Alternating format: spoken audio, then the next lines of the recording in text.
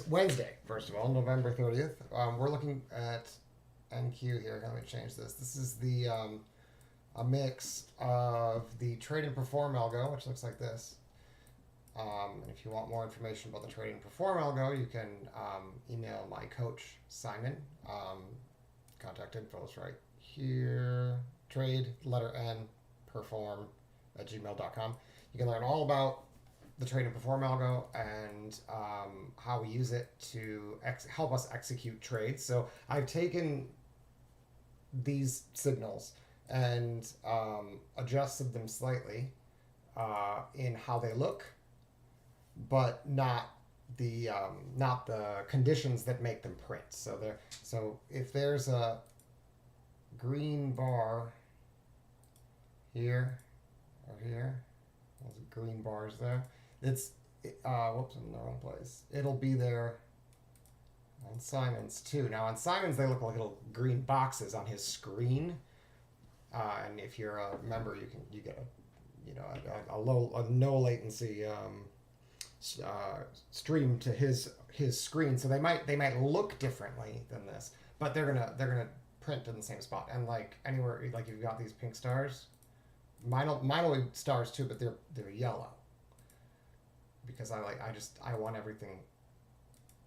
Everyone's like, everyone's different about how they like things to look, and for me, I just need my colors kind of to be consistent. Yeah, and you just kind of figure out what you like. I've also added some additional signals. They're primarily the additional signals that I've added. They're all still what are they called? Order flow execution based signals. So they're coming off of the profile or the DOM itself, and alerting. Or if not that, a couple of my signals are also looking at things like divergence. So like this underline here is looking for divergence on this volume zone oscillator. I don't love the Sierra chart divergence detector. It's not very sophisticated, and it can't, like, I wouldn't call this, well, let's not even worry about it. There's all sorts of things that I don't love about it, but it's helpful to have it on my chart because, like, in this kind of scenario, it doesn't make me take a trade. I'm not just gonna see it and take a trade, but it reminds me, hey, you might want to take a look at your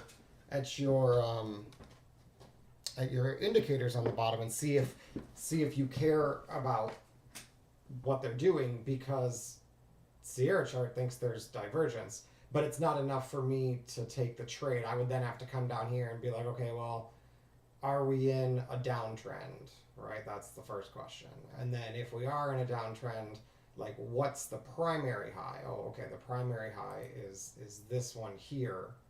That's where all of the buyers pushed as hard as possible. And they ran into this top yellow line here. I know it's kind of hard to see. Hold on, let me do this. Let's see. How do I move you without moving all this other stuff? I don't know. Oh, I see. It's this one.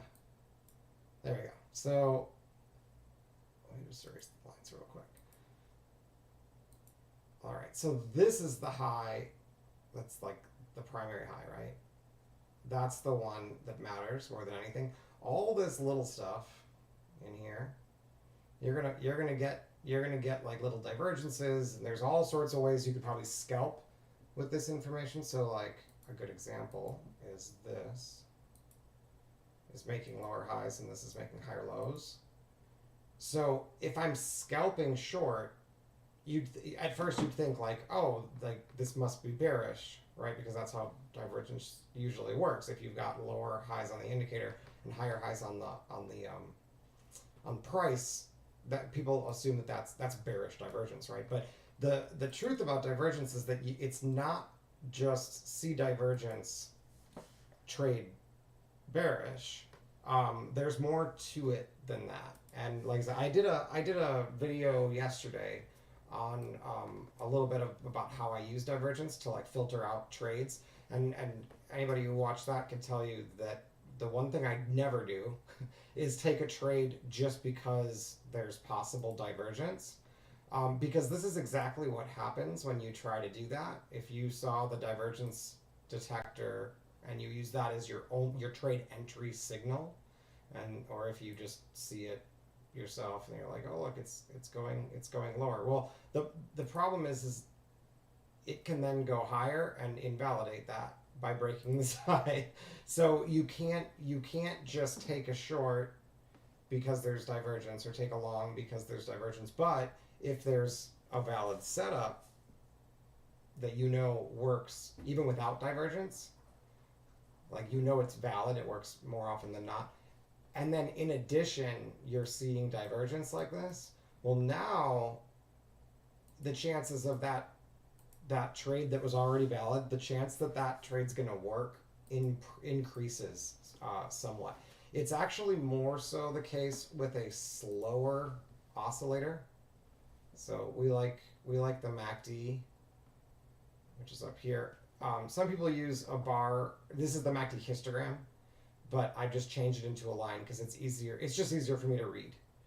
Like I can see that we're making lower lows here. It's clear to me. I moved it a little bit and you can't really see it here. Hold on. So there's low. See how we made lower lows here, but then the oscillator started to make higher lows,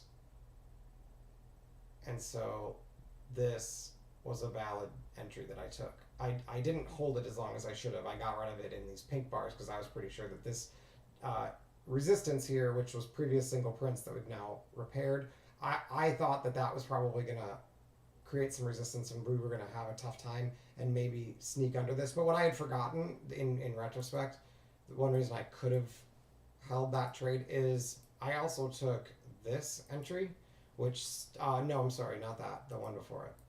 I took an entry here because it trapped off of this apex. See how this little flag here, we traded under it by just a couple ticks and then came right back up. And then, now there's reasons not to take that trade, but I chose to take it. And so because of the location where we've got this high and then an apex and then we broke below that apex, that's reason enough that I can actually avoid that stop if I'm not aggressive. But here I just aggressively took the trade because I had made money here almost by chance because I took this one's valid. We traded, there's an apex here, we traded underneath it, closed back up, and so this bar took forever to print. Forever. It should have been like 15 seconds. It was maybe like 20 minutes. And so when it closed all the way up here, I just exited for like an 8-point win, which is I'm allowed to do, but like I have to have a really good reason to do it. And then when it stopped out, I've kind of felt like I got those 8 points for free because it wasn't usually what I'm supposed to do is wait for 10 and then if it stops out, which is usually 15.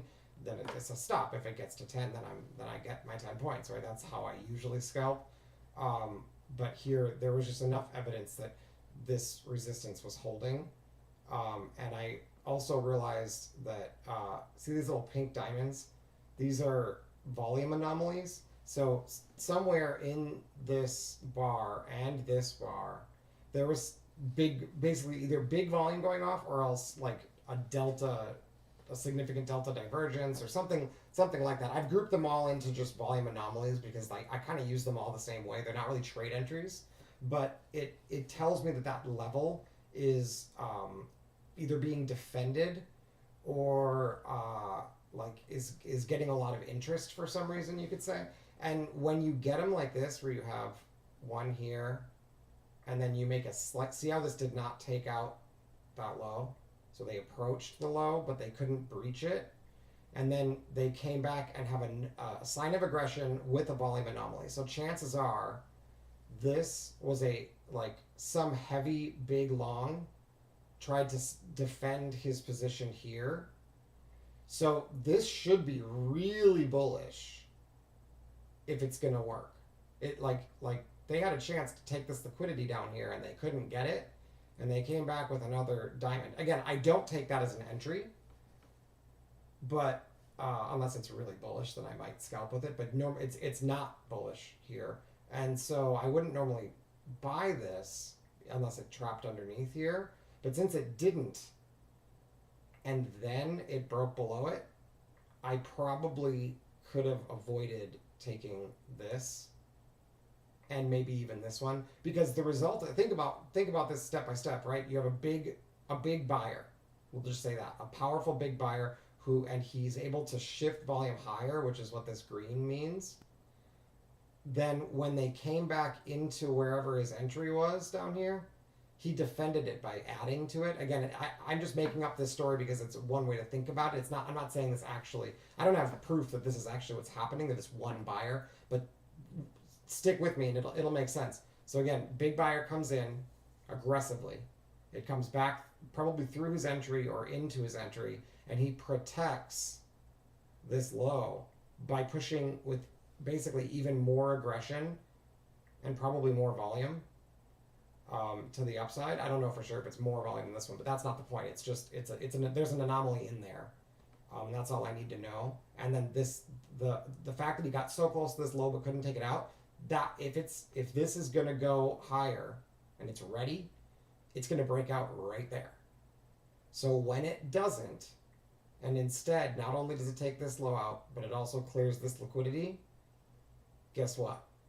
It's probably going to go lower before it can go higher. This up here, this big add, the guy who added, becomes resistance as soon as you get price underneath him. And so you can see they try again, and where do they get stuck? Right here, right where all that aggressive action happened. They get stuck, right? And that makes sense. So when they come back with another volume anomaly, but we're way down here now, am I suddenly bullish? No, right? But why did I take the trade? Because if you look to the left, there's another one over here, and we actually traded slightly under him, and then immediately broke back up. So if it hadn't been for all of this action, then this trade is valid. And there's nothing wrong with taking it all the time, even when you do have this action, because sometimes it's going to work right away.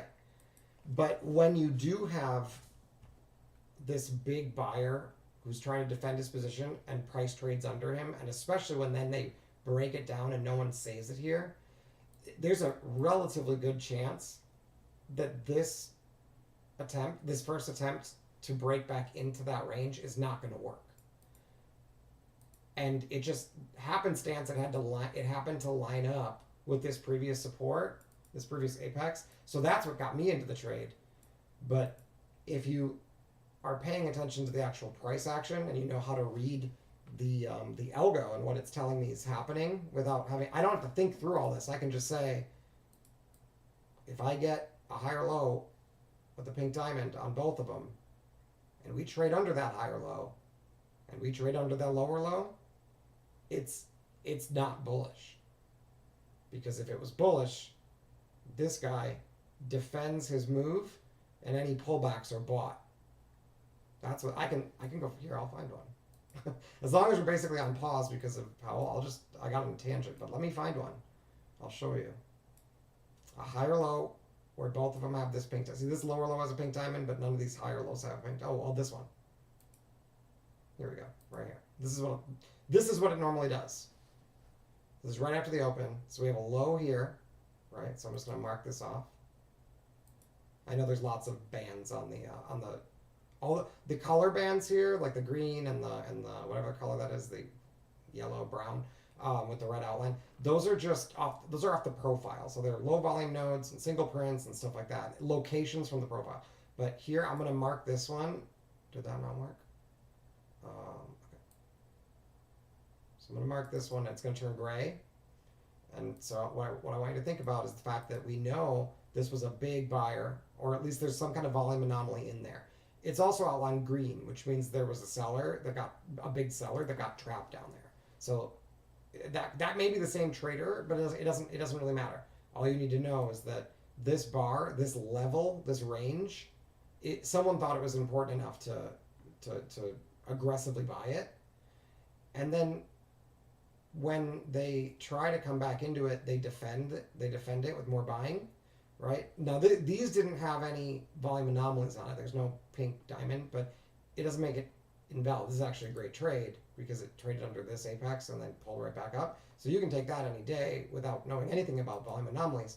But what I wanted to show you is this bar here actually becomes a buy, even though it didn't trap back into any apexes. It didn't get underneath this one and popped right back up. But it's still a buy on a higher low in most cases, because this low getting defended means now big buyers that show up above that have confidence that that low is solid. That's what that means. They've got, okay, so you had a breakout, right? And then they pulled back. If these guys are not confident, what are they going to do when they trade underneath them? They're going to sell, right? If they're not confident that it's going higher, these aggressive buyers who are buying, when I say aggressive, it's like poorly placed, right? They're pushing into resistance and buying anyway, right? And then sellers attack them. And so you'd think, oh, if it's bearish, what's going to happen? Well, you'll take out this low, right? So when it doesn't do that, and instead they aggressively come back in with volume, and the little arrow means there was also a momentum shift. Like I said, I'm not going to get into how to build this. It doesn't matter, frankly, unless you're trying to copy it. So there's no reason to like go into the meaning, but just know that when you see any of these signals, it's usually a sign that they're trying to push back up again. But when they all come all at once, and that's a higher low than this previous one that I already identified as important, we're probably in an uptrend.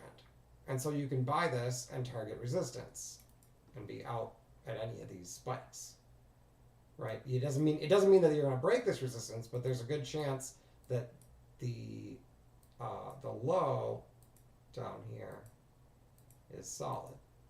So what's interesting about that, though, is when you identify something like that low, that location, that range, and that it was a low with high volume, it's not unusual to trade back into this range. See that? It's not like it becomes a force field. But usually this low holds. So look what happens over here. Higher low with a pink diamond higher than this one. And I believe there's divergence. Yeah, so this one you can clearly see higher lows on the volume oscillator, lower lows on price, and then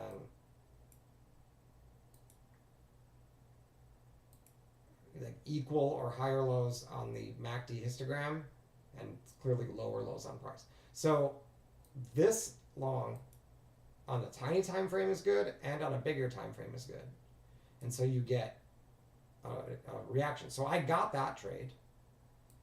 This one here was 7 minutes after the open. I'm rarely trading there, but I did see it and I did mark it as something that was valid, but it was just the timing wasn't great. So that's what I've done so far today. And like I said, unfortunately, I also took this one because to me, it looked like it was a valid trap back in, but like I said, what I could have, and I thought they were just, in other words, I thought what was happening here, the reason I bought this is I thought we were actually defending this zone after trading underneath it by just a couple points. But what was really happening is, they were trying to do that, but if you looked up here again, this action was bearish. And we're buying. I'm buying right into that range. So there's, even if it works, quote unquote works, even if this guy like gets defended, like right here, he got defended. Whoops. Right here, we all thought, oh, maybe we're good, right?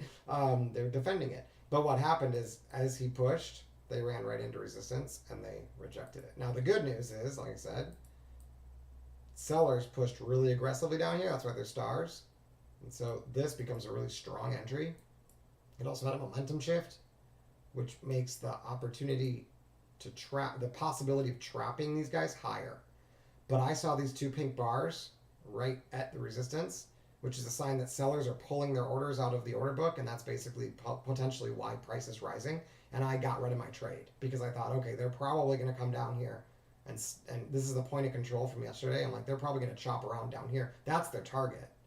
But instead, they just because the price action's been weird, and so because it's we got Powell coming up and the beige book and all that stuff. So there's just a lot of people on hold. There's not as many participants, so you're not going to get great price action. So all of this resistance then is renegotiated here. Here, I'll show you.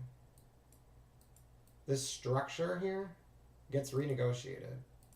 That's why you get, and the way I used to trade, I would short these and I would be really frustrated because I would have given away a good solid day. Because if you're taking trades on both sides of the market, this trade looks valid as an aggressive defense of this. But see how there's no diamond? There's a diamond in there, but there's no diamond outside. There's none of these on the other side. So even though they pushed with aggression, which is basically what those diamonds and stars are saying, it's just two different ways of looking at aggressive action. They actually, all of the volume was on the upside. All the volume was to the upside, and they trapped them. Still volume on the upside. So they are absorbing that move with a lot of volume. And so if they can retake that, if buyers can retake that, here's the that's what the volume anomaly looks like on the bear side, the purple. So the purple and the pink are inverse signals. And like I said, it's actually a amalgamation of multiple different signals that are related to volume. So yeah, until we got this volume anomaly to the downside, it really looked like buyers were just accumulating all of these drops, and sellers were like trying to hold this level, but not really. They were aggressively trying to hold the level. They were attacking the price price, but they didn't have enough.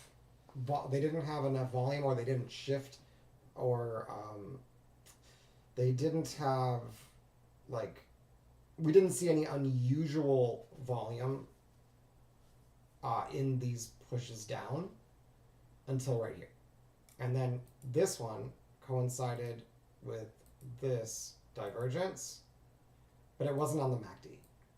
You can see, whoops, it wasn't divergent here. I much prefer the MACD divergence,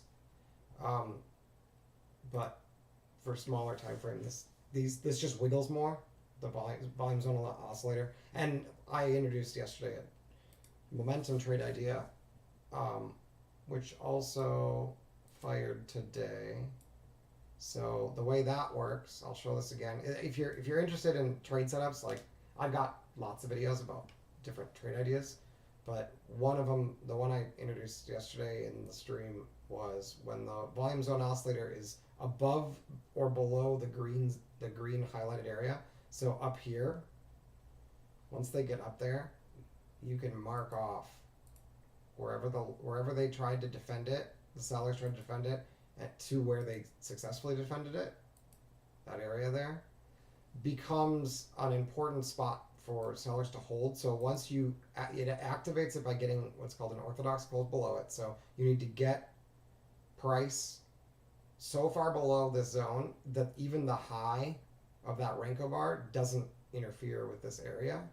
And it basically means that we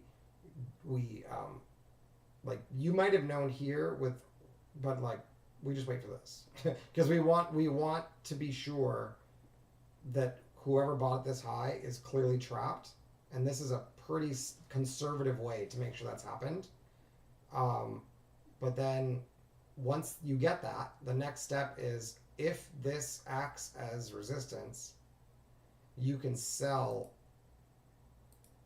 bearish closes that have a high inside of that zone.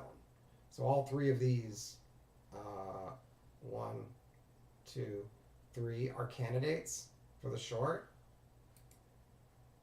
this one didn't have an aggressive signal. There's no star, there's no diamond, it's not orange, it's not outlined red. There's no order flow reason to get short here, but there's a structural reason to do it. So the cool thing about this trade is, first of all, you technically don't need the what's it called, the algo to find it.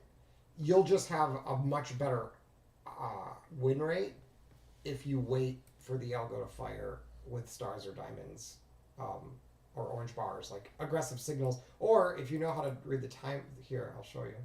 So if you know how to read the footprint,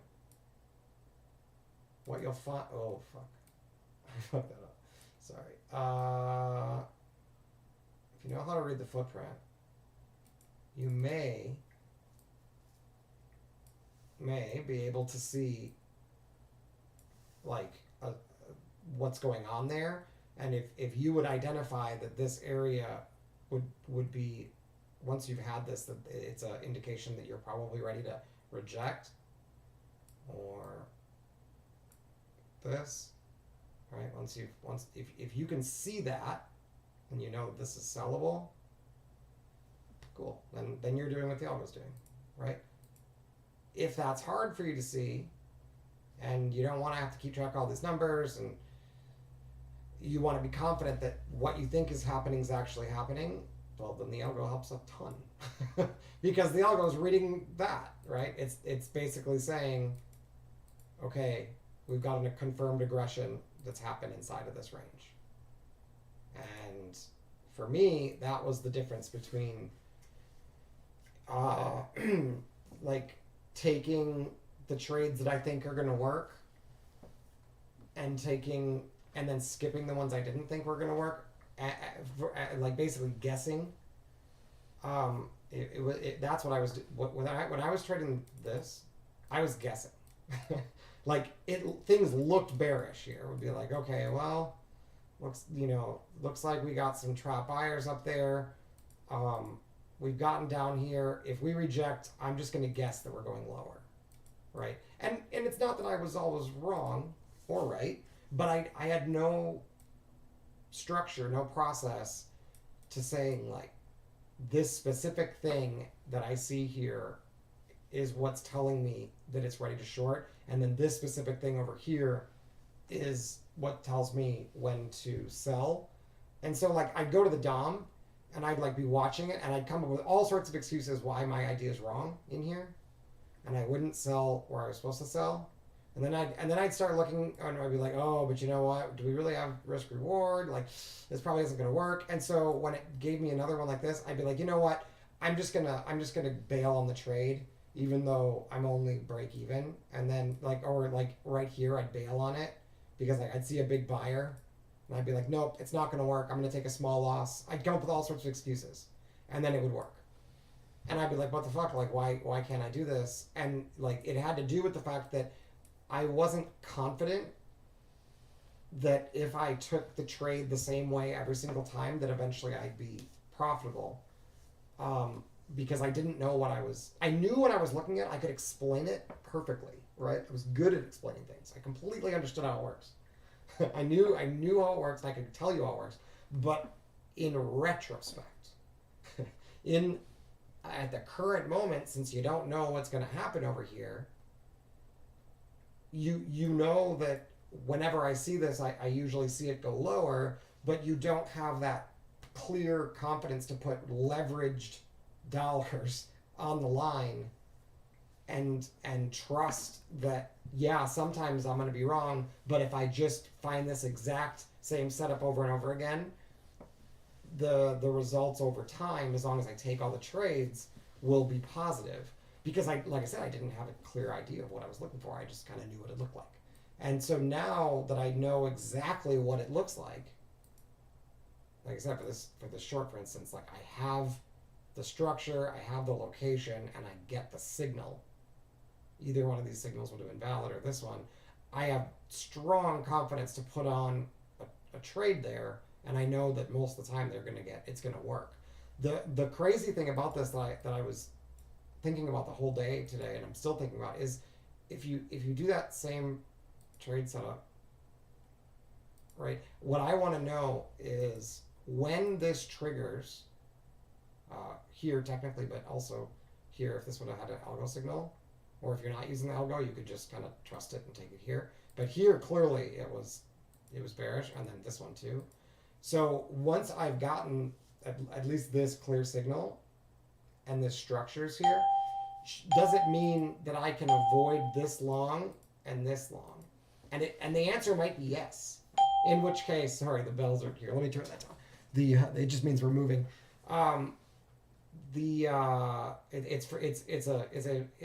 It's a reminder for me to look at the chart and see if there might be a trade coming up, because the market's moving significantly. But like I said, I actually had the entry for this, but I didn't take it. So like I said, I'm not gonna short it down here. That's for sure. What was I saying? So yeah, once I've gotten this confirmation that this structure is bearish, I know that usually this results in a swing down.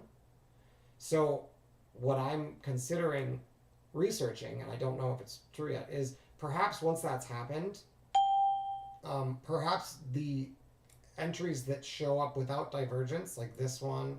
So once I get that setup, that bearish setup confirmed, which is here, could it be that these entries that didn't have any divergence, could it be that those are less likely to work because you're trying to bust into this range between the two green horizontal zones that you've got buyers trapped? So how do you get through an area that's got trapped buyers? Well, you trap sellers first. So these guys needed to get trapped in order to get through this.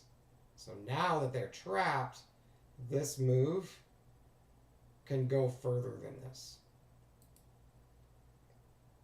Now, like I said, it doesn't mean you're going to break the high. And in this case, we didn't quite do it. But it means that this area is not necessarily going to continue to act as resistance. And so the most important thing that I've learned is once you've trapped these sellers down here, these stars, once those are trapped, you don't short this. That's a big problem. Even if, see, this one had divergence here. Not on the MACD, but on the volume zone oscillator, it had divergence, right? So on the long side, that usually works the very first time. On the short side, sometimes you need a second one. So you might have taken this one, but if you have a structural reason to avoid this one, that'd be helpful, right? So could it then I have to look back and say, well, the structure trade I know is when this volume zone oscillator gets under the green area, that zone can then become support. So take a look at this. Gets underneath here. This is the last buyer who tried to save it before it bottomed. Okay, so to be long, to be bullish, I need a bullish close above that zone that had a low that didn't touch it. So not this one, because this low touches it, but this one clearly is above it. What we call an orthodox close above this gray area. Now, pullbacks that get bought into that zone have the potential to come back and break out here. Notice this one was valid because it's still inside the zone. Oh wait, no, it's not. It's just a scalp. So we got under the zone. It's hard to see here. Look, the zone. So that one just didn't trigger. The zone is, I don't think. The zone is here. It's inside of the green. They snuck below it and came back up. So that's a scalp, but we went through it. It's no longer a swing trade. So now we need to reactivate it. So we need to get above this, which doesn't happen. They don't get an orthodox close. See how this low is down there? So This might be resistance, but there's no reason to think that we have a swing long. And we did have a reason. We got an orthodox close here and a rejection here to think it's bearish. They just came all the way back up through it and snuck back under it. So they did here on the higher time frame, they did this in reverse. Right? They came down through the zone, retraced the zone, which you can scalp, and then rejected the zone. They did the exact same thing to this one. This one here. They did the exact same thing. More or less. Right? They rejected it. They came back into it. You have to know not to take these the second time. It's only the first, after the orthodox close below, it's only the first time out back to the, it's that first re-offer that you want to short once you see aggression. When they come back to it again, you can't short it again every time. Then it comes all the way through and it rejects it. Right? So that's at least that would be at least a scalp, but they actually didn't break the high. So it's almost like the first time worked, and the second time failed, but the third time worked, right? And that's just, I mean, sometimes that's how it goes. I just take the first one, right? But it's interesting to me that the same area acted as resistance, and there may be another way to interpret this, like further down the line. But what I know works a ton of the time is get the orthodox close below it, get a retest, find an aggressive trader that rejects it, and ride it. And that's all I need, right? And then I can do the exact same thing on the other side. It just didn't trigger. But like I said, this only happens consistently when you can get heavy selling or heavy buying. It's got to be impulsive. So this counts. So if they bounce it here, which it looks like they're trying to do. So if this is the, and it looks like it's probably the low. So I'd go back up to where it's got to be the last one who tried to defend. And see, they started going under this green area all the way back here. So this zone might be pretty big. It's honestly, let me just see if there's on the 16 tick, do I have an apex back here? No, but I'm pretty sure it's this guy that I need to beat. So if it's either this one, I guess it could be this one. But it's usually about 2 bars. But this is where it gets a little tricky. It's like, well, where's the last buyer before they gave up? What you're looking for is where's the last buyer that took a stand before everybody gave up? Because this is capitulation. It's just all selling, everyone giving up. So I want to go back and find the last buyer who attempted to save it before that. And from this picture, it's either this is just a smaller tick chart. It's the same chart, but this one's 24 tick, and this one's, you can build a bar in only 16 ticks. So you can zoom, it's just a zoomed in picture because you're going to get more bars with the same price action. So here it just looks like straight down. So I got to zoom in and see like where was the buyer, the buyer of last resort who gave up was either here or maybe up here. Like all the volume was up here. So it could be more like this. Oh, and we've got the VPOC down here too. So there's probably a lot of reasons why this setup might not work, but let's just see. Like I said, it's a new idea, and the only way to learn what the rules should be is to forward test it. Like I might know what the back tested rules are, but the real only way to know when it works and when it doesn't is just to kind of look at it and watch and just see like, you're not gonna, you're obviously sometimes it's just gonna stop, right? But the truth of the matter is that past performance does not equal future results, and because of that, you could have something that worked great for 20 years and then starting tomorrow it just stops working. That can happen, right? So what you really want to do is you want to base your rules off of what's happening like tomorrow, if possible. So I while that's not possible, I can still forward test the ideas and make sure that they're still working. And if they're not working anymore, well, then you either have to adjust it or move to something else. This is a setup that primarily works in slow markets, and it will probably stop working once Powell starts talking. We'll find out. I'm curious. But we have other setups. I can go back to the bread and butter traps. Like this right here is an entry based on just the trade and perform rules. It went under an apex and came right back up. So like if you're just trading trap trades, like you just buy it, right? You don't wait for the breakout and the retest. Like you can just take it. And as long as you take those consistently, you'll do fine. But like I said, I'm looking at just a little bit more nuanced, more like rather than just taking all of them, right?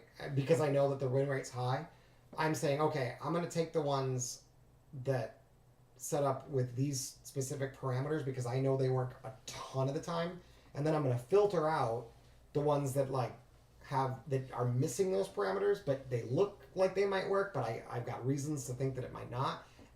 And then to replace those, I'm gonna set up another way where I can basically get long from this same location, such as the setup we're waiting for here. So it's just a different way to rather than it's bullish one way or another from this location. It's the question of, do you want to take that first impulse move which is going to work a lot, right? But sometimes it's not going to work. And then just do that all day. That's cool, right? That's what my coach recommends everybody does until you're blue in the face and you can't help it anymore, right? You just keep taking them. But eventually you start to see oh, I've got resistance up here. Let's be more conservative here, and rather than taking this, let's wait and see, can they break out? Can they develop some volume up here? And then if they come back in and they give aggression, this move is going to be not just a 10-point move, it's going to be like a 50-point move.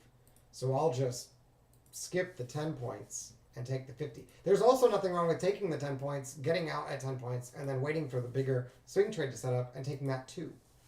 Nothing wrong with that either. In fact, that might be optimal. Just do both.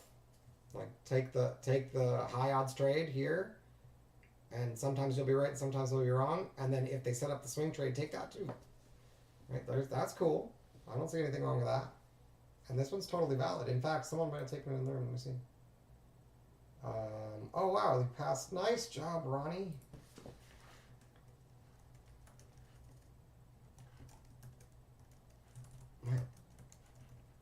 Wow. He passed his evaluation. Good job. How many accounts? 3 accounts. Nice. Good work, dude. He's a relatively new member too. That's neat. I gotta get some compressed air. My R key is not reacting. I think it's probably dirty. Let me see if I can spray some of this air in there.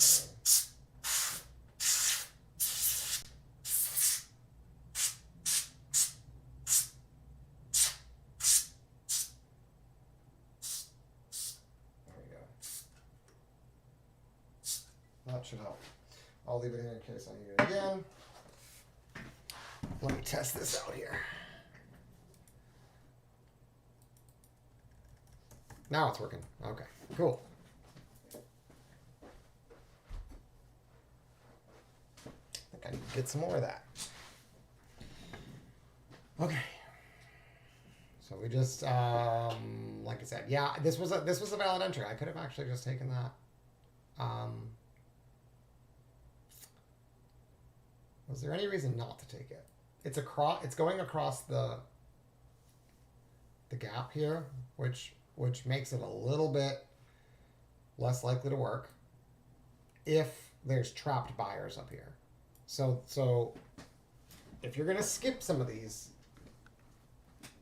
I think it's okay as long as you have a reason to. But the ones to skip are when there's not divergence. Right here, no divergence, right?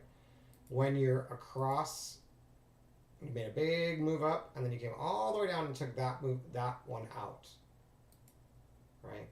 Or, and especially when you had an apex to the downside that got broken on the way down. The problem with this, these apexes, like with the little flags on mine or on Simon's charts, they look like little triangles. These little triangles, the blue, baby blue triangles, these triangles. When you get those, they don't print right. It's the one algo that doesn't print immediately. You'll see like you don't see it first. See how it's not there, but it'll show up as soon as this closes, like regardless of where it goes. So, but that's okay because we're not using them as an entry signal. We're using them for a location, right? Like I identified earlier on that this location was important. We didn't know that at the time for sure, right? You don't know if it's going to be this one or if this is going to close bullish. Maybe that'll be the low, right? You don't know where it's going to be, but it's going to show me where that pivot was. And based on whatever happened in the past, I can then look into the future or the present and see, oh, we traded under that important zone, but yet we closed bullish back into the range of that bar that created the pivot.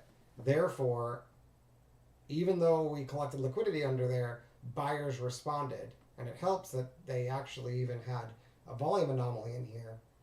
Although it's not, see how it's not green, that there's no green outline, and there's no green in the inside. So even though there was volume in this, they didn't shift volume up and they didn't trap any shorts, is what that means. So there's some pieces missing from a perfect setup. Oh, and then just the fact that this produced already a huge move, and then we pulled straight back into it, suggests that there may be trapped buyers up here.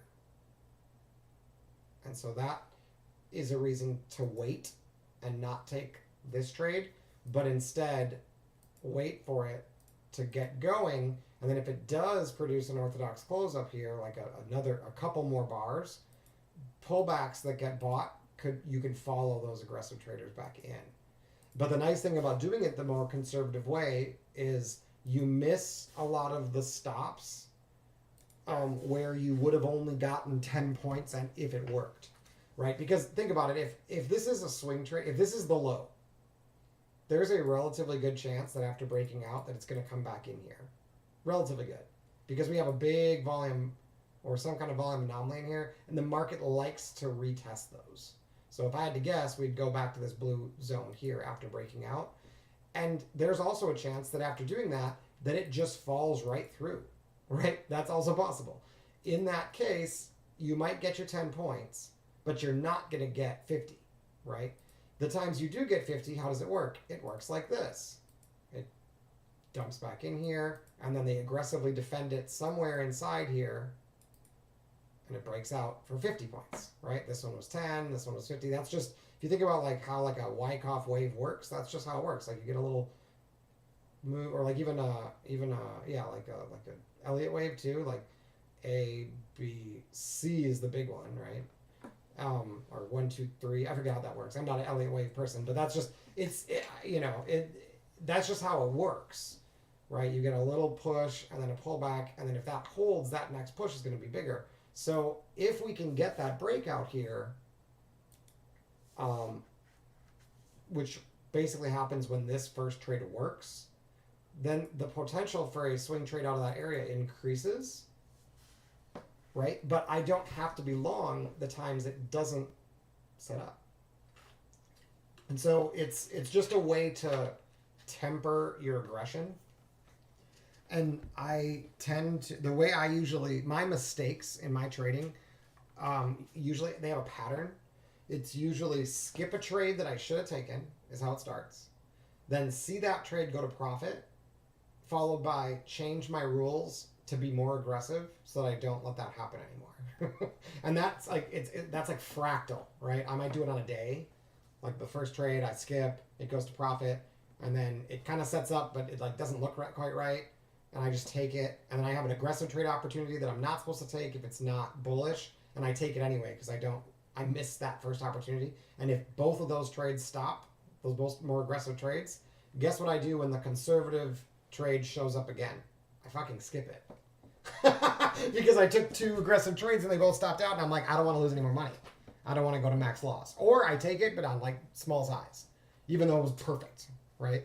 Whereas if you have a way to just take the aggressive, or just take the conservative trades that have the high win rate, in that case, you'd be 2 for 2. But if you skip the first one that have a high win rate and then adjust by being more aggressive and take 2 aggressive trades that don't have a very high win rate and then skip the one that does when it comes again, you're 0 for 2. And you've got 2 stops, right? And then you're like, this doesn't work. Like, how, you know, you get your mental state gets tilted. And then the chances that you're going to go back to just trading the good stuff is low. And so that's been my pattern. So to avoid that pattern from happening, you basically, according to my coach, and I agree with him, you have 2 choices. You can either dial back your aggression, which is usually pretty smart, and only take the conservative trades.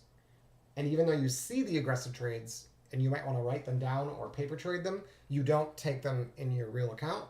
And then through a process of self-reinforcement and journaling and, you know, showing the difference between the aggressive trade account and the conservative trade account, you eventually learn that all I need is the conservative trades that work more often than they don't. And if I just take those and stop taking the aggressive stuff, I will do fine.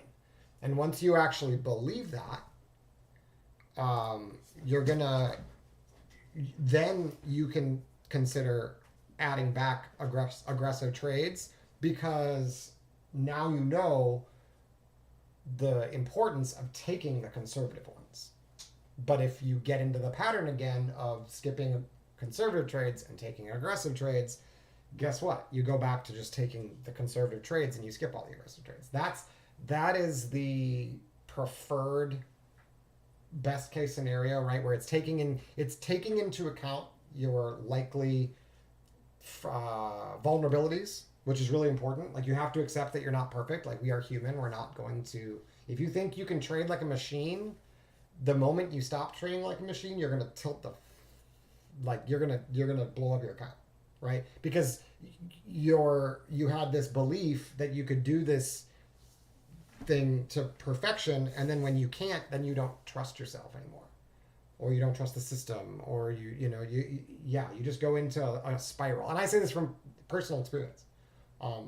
Like I've blown up more than once just doing that, right? And it happens to the best of us, right? Thankfully, they weren't huge accounts in my case, but it's not hard to do. You can undo a lot of really, really hard work in a very short amount of time, just by trading at a time in a situation where you're not supposed to be trading, by not following your plan through, right? So this trade would have paid, right? I skipped it because it was a little bit sketchy, but it was valid. But it would have paid. So now but like I said, what I'm doing, my slight variation on what Simon recommends, slight variation, right? I'm a little bit rebellious, and I never do exactly what my coach says, in case you haven't figured that out. Like, I'm a much better teacher than I am a student.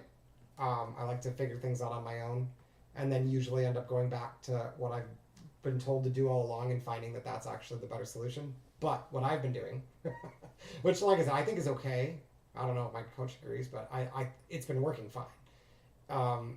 Is when I skip a trade that works, right, like this, rather than dialing up the aggression, which is what I used to do, and I know that's not a pattern that's acceptable, because it never works out. I mean, it might work out for a day, but you can't do that over and over again and be profitable. It's just not going to work. So when I skip a trade, rather than being more aggressive, I now am basically forced to take the conservative trade that could set up, even though it's not the same setup. It's not just an apex drop. It's a setup where I know that if it triggers, there's a relatively good chance that it'll produce a swing trade, like 50 points or more on NQ, or 10 points or more on ES. Not just a scalp, but like a swing, right? Like a bigger picture trade. I'm now forced to take that in this location if it shows up.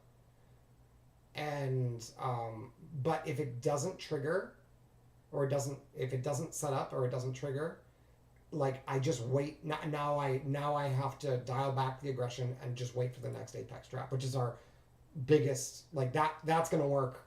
It literally works like 72 to 74% of the time. Like it's usually gonna get you 10 to 12 points most of the time. And even here where it looks sketchy, it still worked, right?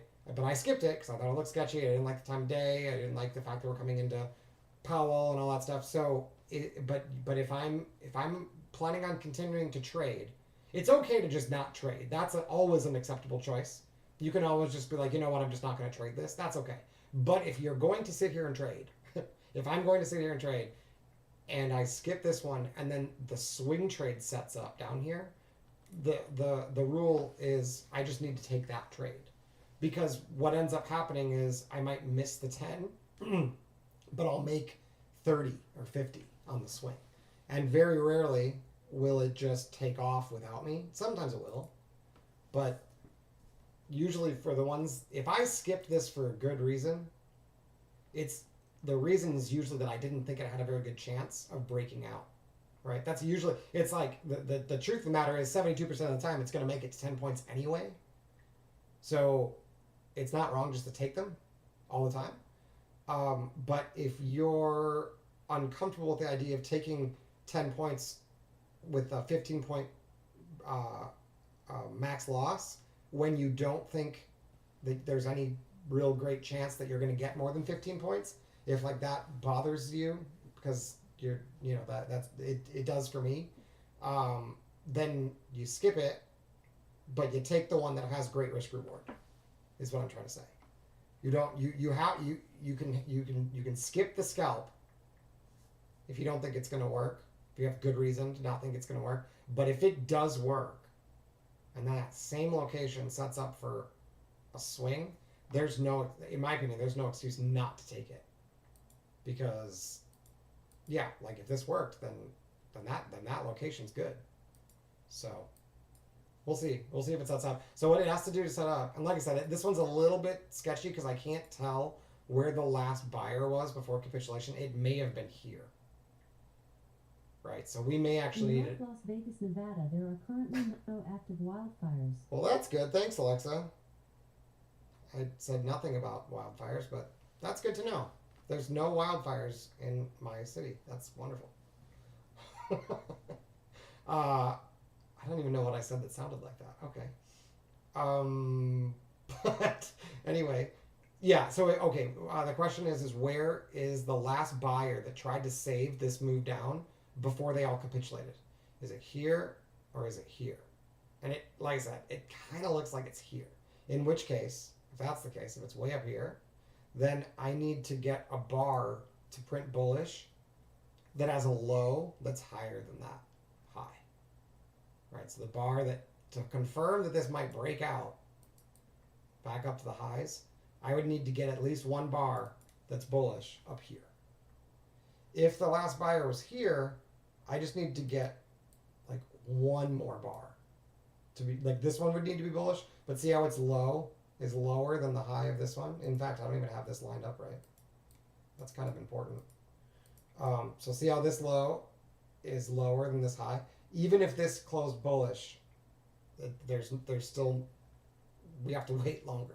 Like, and then if it does close up here, you don't just buy it, but you wait and see if they pull back here, if they defend this zone. And if they do, it's probably good for 30 to 50 points on NQ. Because what, like I said, what's nice about that setup is that you don't get triggered when they just fall away. Like if news comes out like up here, and the breakout traders get stopped out, I lose nothing. Right? The only way I would lose is if the breakout traders got in, it pulled all the way back towards their entry, and someone bought it again. Then I will buy it, and if it then rolls over, then I lose, right? But so do the breakout traders. So I would rather wait. And like I said, maybe it's just my conservative nature, but I think it's like I tend to be a little bit risk averse, but primarily because I'm trading leveraged futures. Because keep in mind, trading NQ, if I get a 10-point scalp with one contract, that's $200, right? Well, I usually trade 2 contracts. So this scalp that I could have taken, that was like a $400 some win, you know? So like it doesn't look like much here. That's the trade range. And you're making $400, but you lose, and you lose 6. Right? And that's just the way it goes. Thankfully it wins way more often than it loses. But so instead of taking that trade, since I don't think there's any chance that I'm going to get to here, I don't think there's a great chance I'm going to get to here right away. Instead, I want to shoot for the trade that sets up like this, with the risk like that. I hope that makes sense. So I'm skipping the scalp, which has a little bit more risk, but a decent reward and good risk. A really strong win rate. I'll instead wait for the trade that might not set up, but that would give me a fantastic risk reward. And that way, worst case scenario, I come out of the day just staying green, right? So if you want to think about it this way, it's like driving a car in like different gears. If the fast gear, you're just gonna take it every single time, and then when it works, you're gonna aggressively take the swing as well. So you could get 10, and then you can get 50, right? That's fast gear, right? And you just take the 10 or maybe 15. Don't even bother with the runner. Wait for the pullback. If it bounces and you get aggression, take that too, right? And that would be and then if it then pulls back and gives you a 2-bar combo, you add to it, right? And all of a sudden, you could have the risk of 2 contracts, but because you've scaled into the trade when you're profitable, you might be trading up here with 6, and your risk was down here, right? And so now that you've gotten up here, you've been taking profits as you go up, and rather than just making like $500, you're at like $1,500, and yet your risk is small, you know. So it's crazy, like how quickly, just by being a little aggressive in the right spot, how quickly your day can go from boring to exciting. But the key is knowing when to go into that fast gear and not doing it arbitrarily. You need to have everything working. And honestly, this like slow pace, like where it like takes 15 minutes to print a bar, this is not the price action where this algo shines. You don't need the algo to trade this. Like, I could look at the profile. I could have years to interpret this, right? Like I could have plenty of time. But I'm telling you, when this starts to go, like when Powell starts talking, you have 0 time to process any of this stuff, right? Oops. You have 0 time to process any of this when it starts moving fast. And when it starts moving fast, that's when this algo, that's when these setups start to actually work ridiculously well. And yet, if I didn't have the algo, I would be like guessing, basically, and just getting run over and over and over again. Not even knowing what I did wrong until I do like a post-mortem, right? And then you review it, you review it, and you're like, oh my god, I missed this, right? Well, here, like if there's either a star or there's not, right? There's nothing to miss. Like you either see it or you don't. And so I don't have to worry about interpreting all of this information. It's already like I've already told it what the conditions are. I said, if you see this, tell me, you know. But it needs to meet the conditions. And so like in this case, there's an aggressive buyer in this range. That's good to know. There's also an aggressive seller in this range, and we're trading above him. Guess what? He's trapped. right? So it's like, can you see it on the, if it's going this slow, here, I'll show you. If it's going this slow, he's here. You'll see it here. And it might not be that hard, right? You see the seller getting aggressive, and you see him get trapped. So he gets all the way down here, and then he gets trapped. Right? Like it's there on the profile or on the footprint, or if you're watching the DOM, you'll see it there too. But I don't have to watch any of that anymore. I just have to wait for the star, and then just wait for that pattern. You know, like it's not just buy if there's a star, but if I'm bullish and I get purple bar followed by star, especially purple bar with a star going the other direction, like I could scalp that. It's got to be bullish though, right? And like I said, I'm not being aggressive here. I'm gonna wait for this. But even if you miss this and you were in aggressive mode, you could take purple bar star here. It's really aggressive, but it works a ton. Purple bar followed by a green bar does too. Purple bar, green bar, higher. Like is it gonna work 80% of the time? No, not that trade. But it's gonna work 60%, I'd say. As long as you do it when you're not falling, like it has to be bullish for those to work. So when they don't work, you gotta back off. But there are, like I said, once it starts moving, and the direction's obvious, it'll keep setting up. You don't have to worry about the fact that like, oh man, I wasn't aggressive, I missed this 15-point move. Don't worry about it. Like you'll get if this is a good location, it will set up again. And if it's not, it won't. So, like, yeah, sometimes will you skip this and it just flies? Yeah, it can. Oh, what did I do? Uh-oh. It's something. I don't think I can undo that. Hold on. I think I... Oh, I made it a 5 tick. There, that should fix it. Hold on. There we go. Suddenly turned it into an ES chart. Okay, 24 tick is what we want. That should be correct. Yeah, looks right. So we'll see. We are so if we use this as the last attempted buy before the capitulation, this bar closing bullish would create that what we call an orthodox close, where we have the low of this candle being higher than the high of this candle. This bar, I should say, they're not candles, they're Renko bars. But it's got to close up here. So it's got to hit 11.540.25 before it hits 11.522. Otherwise, it will be bearish, and it will be back in the range, and it just won't set up the swing. And that's okay. If it doesn't set up, it doesn't set up. I just wish it wasn't going so slowly, because it's anxiety provoking, just waiting for the damn bar to print.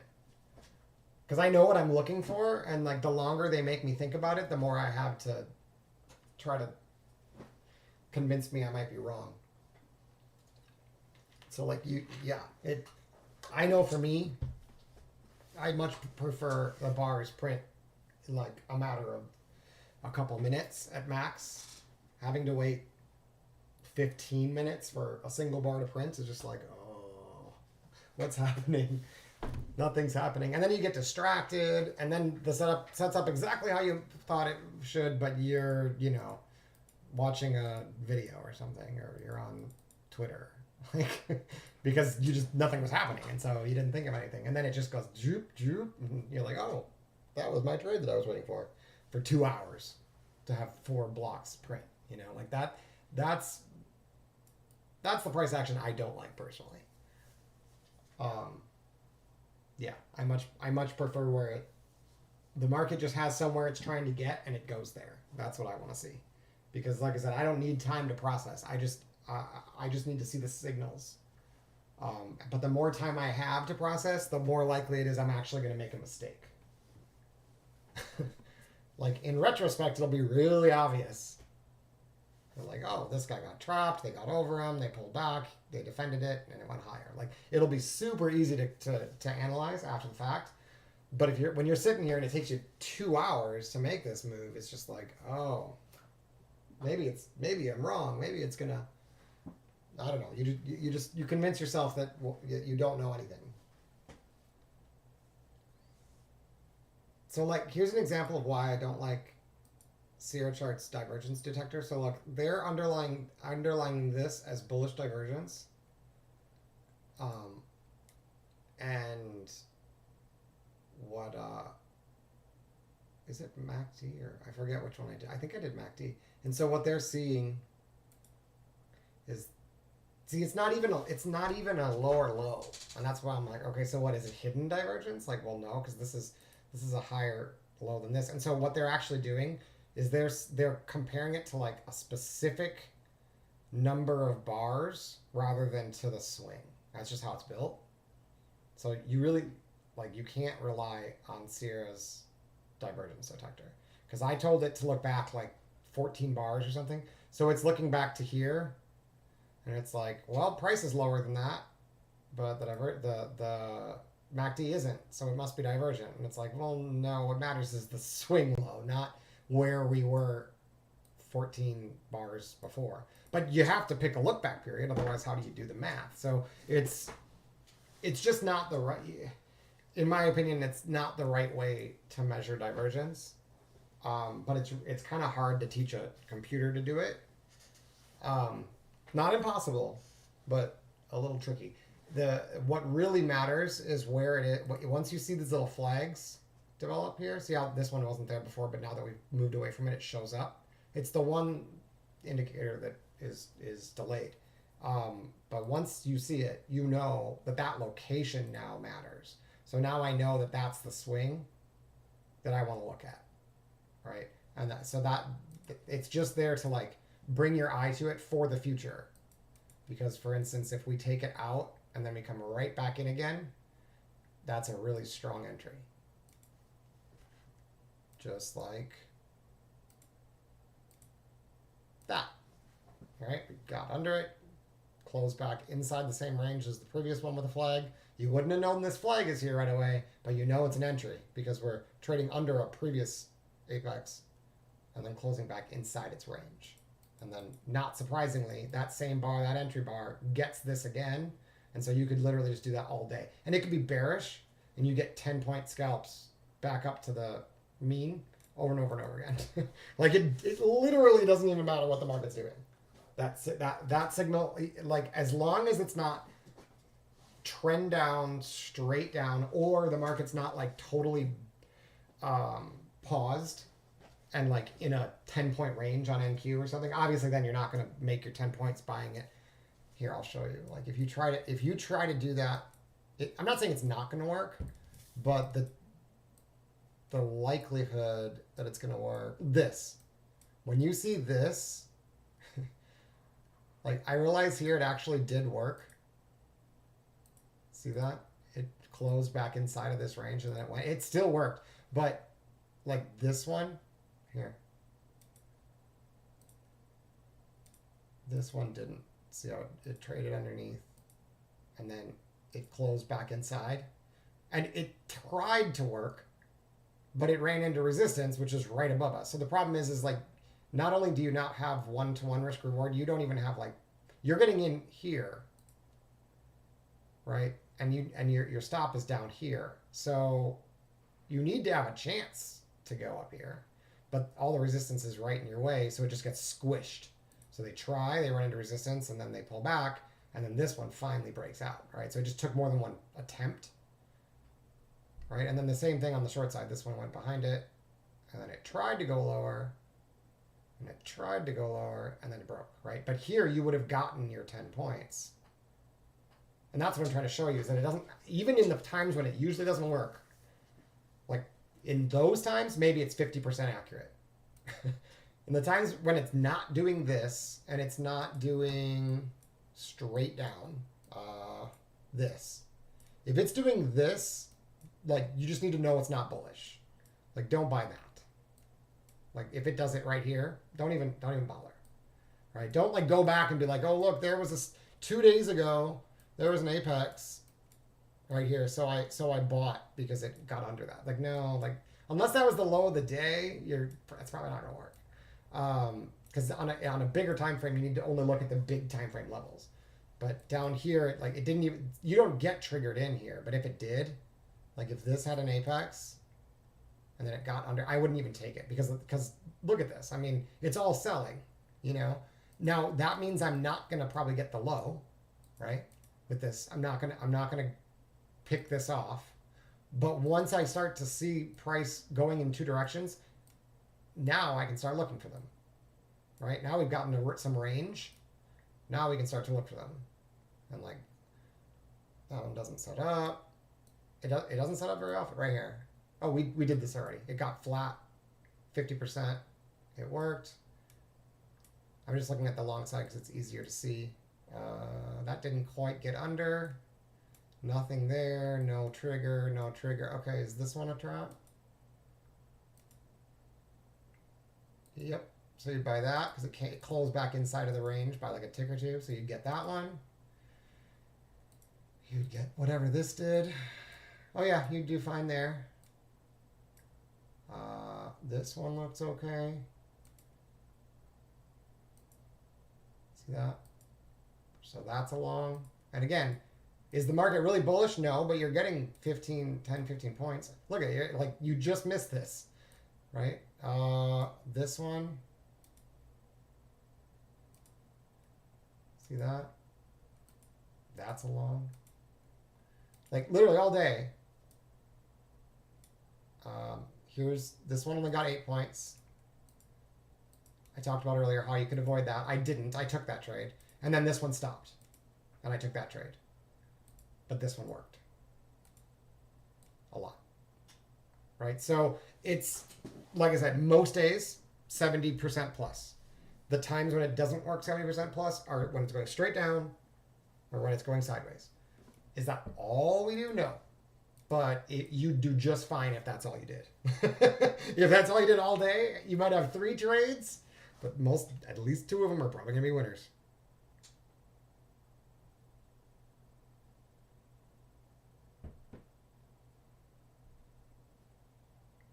So, if you guys have questions, you can ask, by the way.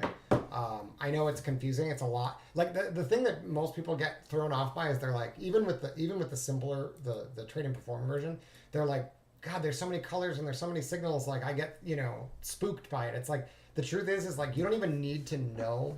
You could literally turn them off. If it's on your desktop, you can turn most of them off at first and just look for the apex drops. Like just by that. Over and over and over again. And then here's another one, right?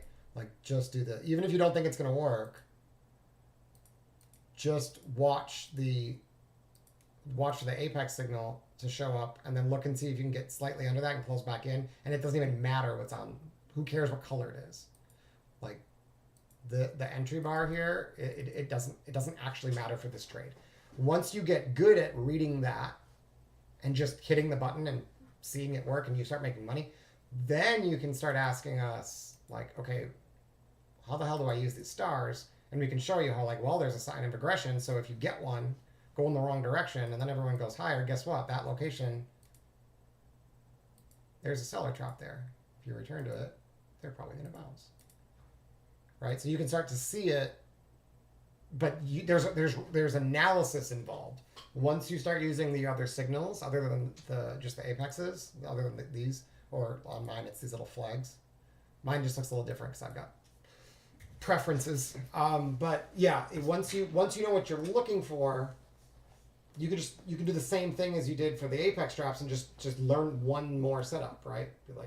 But instead, if you're trying to analyze every single bar and you're like, okay, they said yellow means aggressive to the downside, so is this a short? Oh wait, it's going higher. No, I don't think it's a short. I think it's a long. Okay, long. Like no, that's that you're gonna fuck up, right? Like you can understand them, but it won't help you trade them.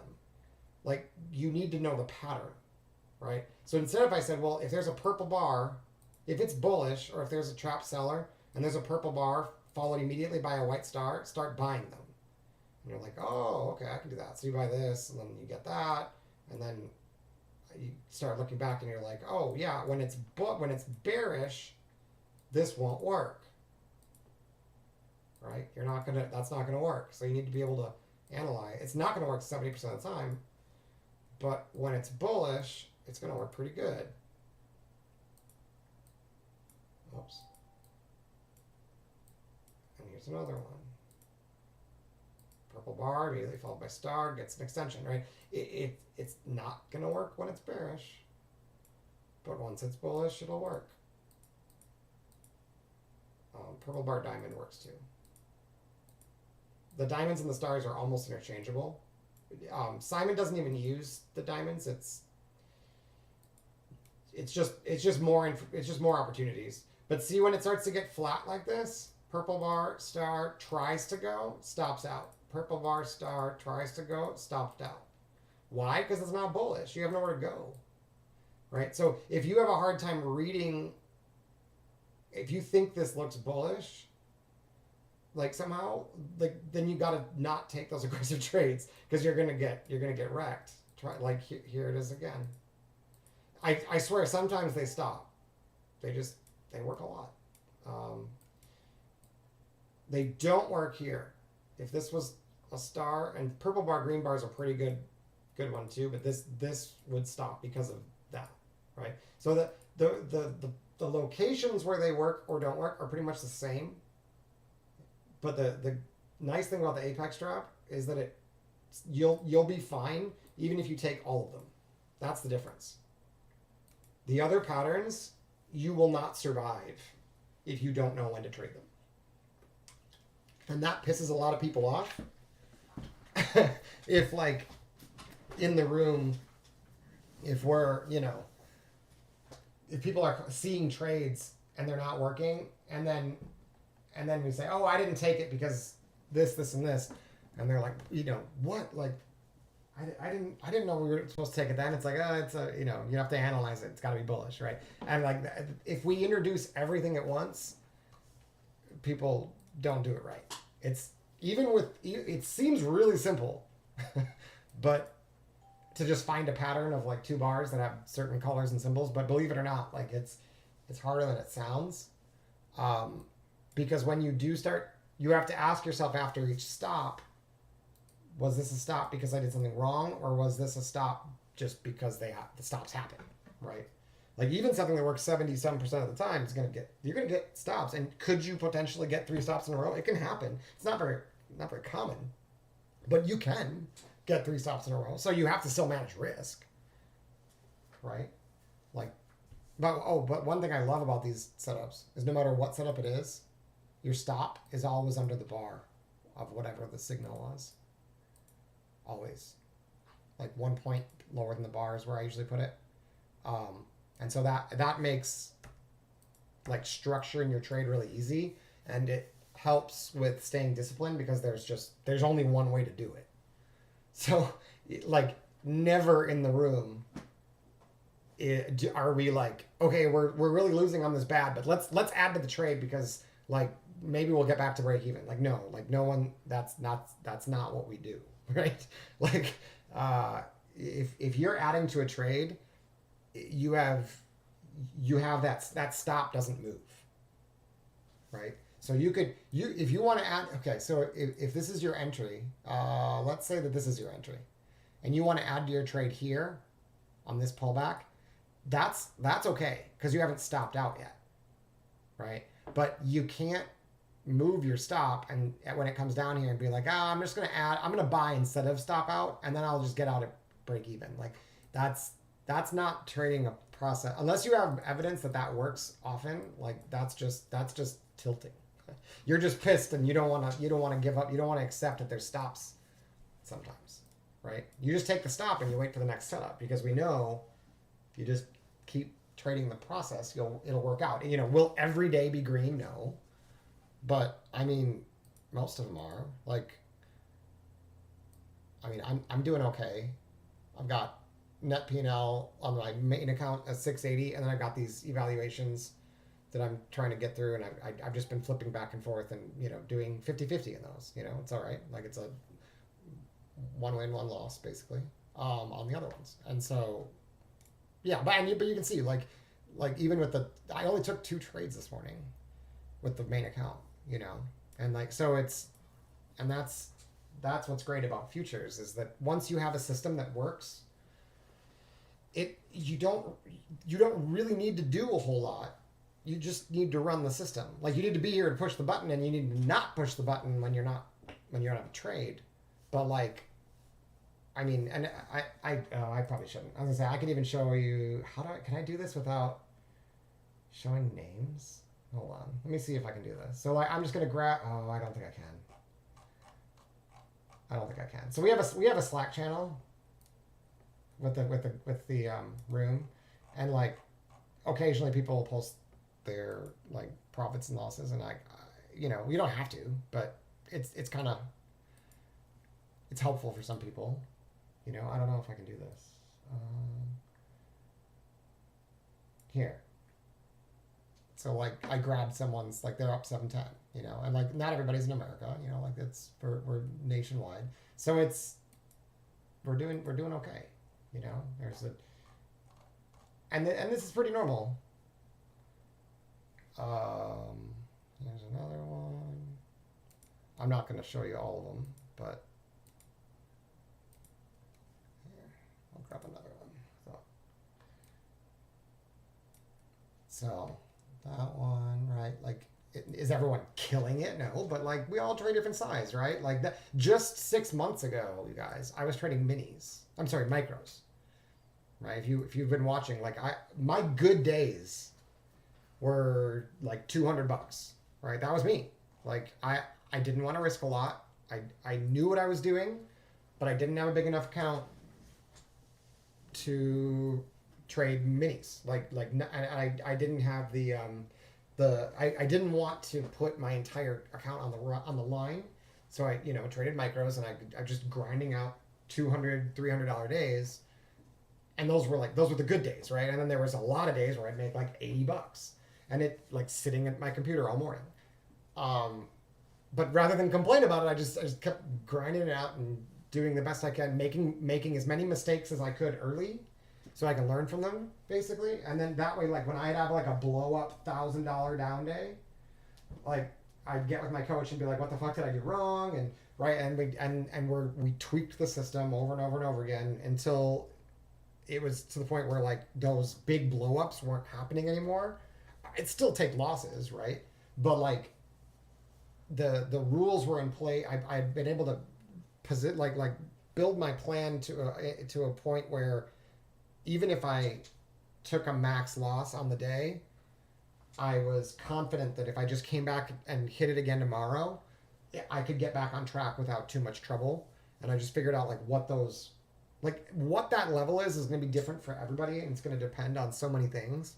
But there's going to be a point, and I'm sure anybody who's traded futures especially knows this, but really any trader has this experience where there's a point where you lose a certain amount of money or maybe a certain percentage of your account or whatever. And especially if you're like doing one of these like these apex evaluations, there's a point where like the pain of taking the loss and accepting the loss is so high that you just will do anything for the chance to get back to even if that means going totally against your trading plan and like basically just like YOLOing or basically gambling, right? Like putting way too much size on or trading setups that don't actually exist, or like, I don't know, following people into trades even though you don't see what they're doing. All of that stuff happens, well, at least for me, it happened once I was down like a certain amount. Like basically when I sat down with my coach and we went over my numbers for the year, the win days were pretty consistent, and then there were plenty of like small losses, and then there were quite a few big blow up days. Not literally blow up, like not like the account went to zero, but like way bigger than like my big win days. Right? There weren't a lot of them, but there were a handful of them. And it's just like, what the hell happened, right? Like, how could you work gaining 80, 200, 80, 190, 80, and then lose $1,000? It's like, wait, what? Right? And so when we went back to those days, we back traded them, right? We went back to the day one, and you can on what's it called, Sierra, you can replay. So Simon's like, replay it, right? And write down every single trade that you think you should be taking based on your current plan, and let's see how your current plan would have handled it. And I do it, and maybe some of them were losses, but none of them were big losses. So it's like, okay, now let's look at what actually happened, right? Like, we know if you were to trade your plan, maybe you have a loss day, but you shouldn't have lost 4 times your average winning day. So what did you actually do, right? And then we went back in there and saw what I actually did, and like, it was the same pattern every single time. Miss a trade, skip a trade, take at least 2 losses, and then throw all the rules out the window and get super aggressive, or just like not manage the trade correctly, move the stop, just move it to break even because I couldn't handle going back to 0. And then, it would stop me out, and then I'd take the next trade and I'd be a winner, but I'd move it to break even, and then it'd stop me out. And then I'd say, fuck it, I don't even need a stop. And then it would roll back on me $500, right? Stuff like that. Like, just like psychological errors that just compounded. And it wasn't always the same mistake, but it was the pattern of what led me to the mistakes was almost always the same. And like I said, it took me sitting with a coach to really figure that out. Like, it was there, the pattern was there. I just I wasn't looking at what happened before. Well, I was hyper focused on the loss and the fact that the market like stole money from me. and none of this works, and I just got like, I threw a tantrum basically, right? And like, but with my money. Like, just burning money, like and complaining about them. I bet the market's going to take this $100 too. Look, see, I told you, right? Like, that's basically what I was doing. Not consciously, but like, I was like, yeah, I was throwing a fit, right? Rather than just trading the plan. And what was really eye-opening was to look back and say, there wasn't even anything spectacular about those days. It wasn't like they were negative 5% on the S&P 500 days. It's not like they were all trend day up. Like, none of that stuff. There wasn't a pattern there, believe it or not. For a lot of people it is. It's like, maybe you blow up the day that you don't get any sleep the night before or whatever. Like, none of those things really triggered me. But almost every time it was skip an early trade that was totally valid, that I saw but didn't think was going to work, and then react to that decision poorly. So for like the last 3 months or so since figuring that out, like, all of my work has been focused on, what do you do if, first of all, take the damn trade. And then second of all, if you don't take the damn trade, what's your plan? So that I don't have those big give back days. And then if I don't follow my plan, I have structured like consequences that are built into the plan, right? So for instance, I can't take more than 3 stops in a row. Otherwise, I need to be done for the session. Right? Now, I can come back if I start a new session. But to start a new session, I need to restart the whole process, which means go do something else, right? Take a walk, do a project around the house, do something, and then start my day over in the same way as I always do. Analyzing the profile, finding my levels, making a decision about whether or not it's tradable or not, go through my metrics that I always do of giving myself psychological points and physical points for whether or not I should be trading, based on things like, have I eaten, have I slept, Am I in a fight with my significant other? Right? Are there things that are bothering me? Am I distracted in any way? And I have a point system that, oh, it's in my, as I say, I can show you, but it's in my physical journal. So I guess I could with my camera. It doesn't really matter. But Simon helped me build this simple algorithm. Basically, it's just like a math problem where you assign yourself points for different things. And if I've got a good score, a strong score, I can trade with full size. And if I have a negative number, I can't trade. And then there's some in between where I can trade but with smaller size or with restricted rules. So yeah, it's just like different things are weighted differently based on how much they affect me, and that's different for everybody. Because for some people, trading, like for Simon, trading on zero sleep is really dangerous because he trades a really big size and he has a aggressive style. So for him, if he's extra tired, like he won't even trade, right? For me, like I work 4/12s in my like real life, and then I trade 3 days a week. So like I'm just kind of, and I'm younger than he is. Like I can function on 5 or 6 hours of sleep because it's been normal for me. It's not healthy, but it's normal. So like that's not enough to sidetrack me. Like I can have a coffee and I'll be okay. But if I'm tired and I'm distracted, or I'm tired and I'm fighting with a loved one or whatever, now I probably shouldn't be trading because now the likelihood I'm going to be distracted by all that is significantly higher. Also, like Simon can trade with like, he's had a lot of experience trading with like physical pain. Like it doesn't bother him that much, right? Like he had COVID and he was still running the room and trading, like no problem. If I've got like a migraine, like, and I can't look at the screen very well, I can't trade. I cannot pull myself together to do it very well. And so like that, like feeling sick or like unwell in some way has a much bigger weight for me than it does for him. But feeling tired actually has a bigger weight for him than it does for me. So these things are you just have to work out like what is it that leads to your big drawdowns and what do you want to avoid. So anyway, I don't know how I got on this tangent, but we're still barely even moving. It's unfortunate we haven't gotten our pullback. You can see even if we would have marked the last buyer here, we've clearly gotten a orthodox close above where the low of this candle is above the high of this bar. So if we get the pullback and they defend it, it's valid, but they don't always pull back. It doesn't have to. In which, and also keep in mind, the guy who bought this on process in the room is doing great, right? And so sometimes it pays to be a little aggressive, but we can't always catch every trade.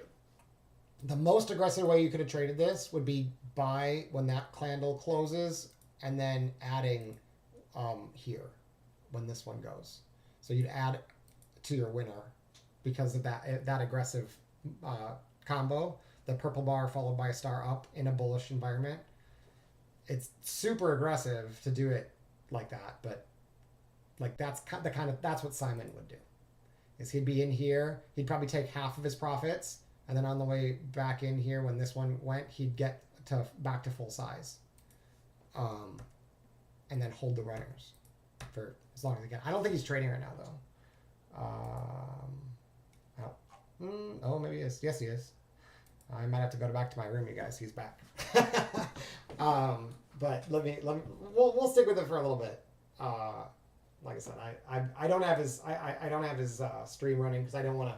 It's not fair to my coach to like run my stream that's free and then have you guys be able to see his screen or hear him like give coaching or whatever. Like that's not fair to him, and I wouldn't disrespect him like that. But yeah, like it is your choice. You're not required to be in the room at all times. But what I can't do is stream and be in the room. So if I'm on the stream, I'm missing whatever he's saying, and so that's I have to decide how valuable is it for me to how much value am I giving up by deciding to teach rather than learn, right? And that's just, it's just a personal judgment call. So we'll stick with it for a little bit. One thing I do know for sure is that there's no trade setups that Simon would be taking here since the purple bar star. There's nothing to do here.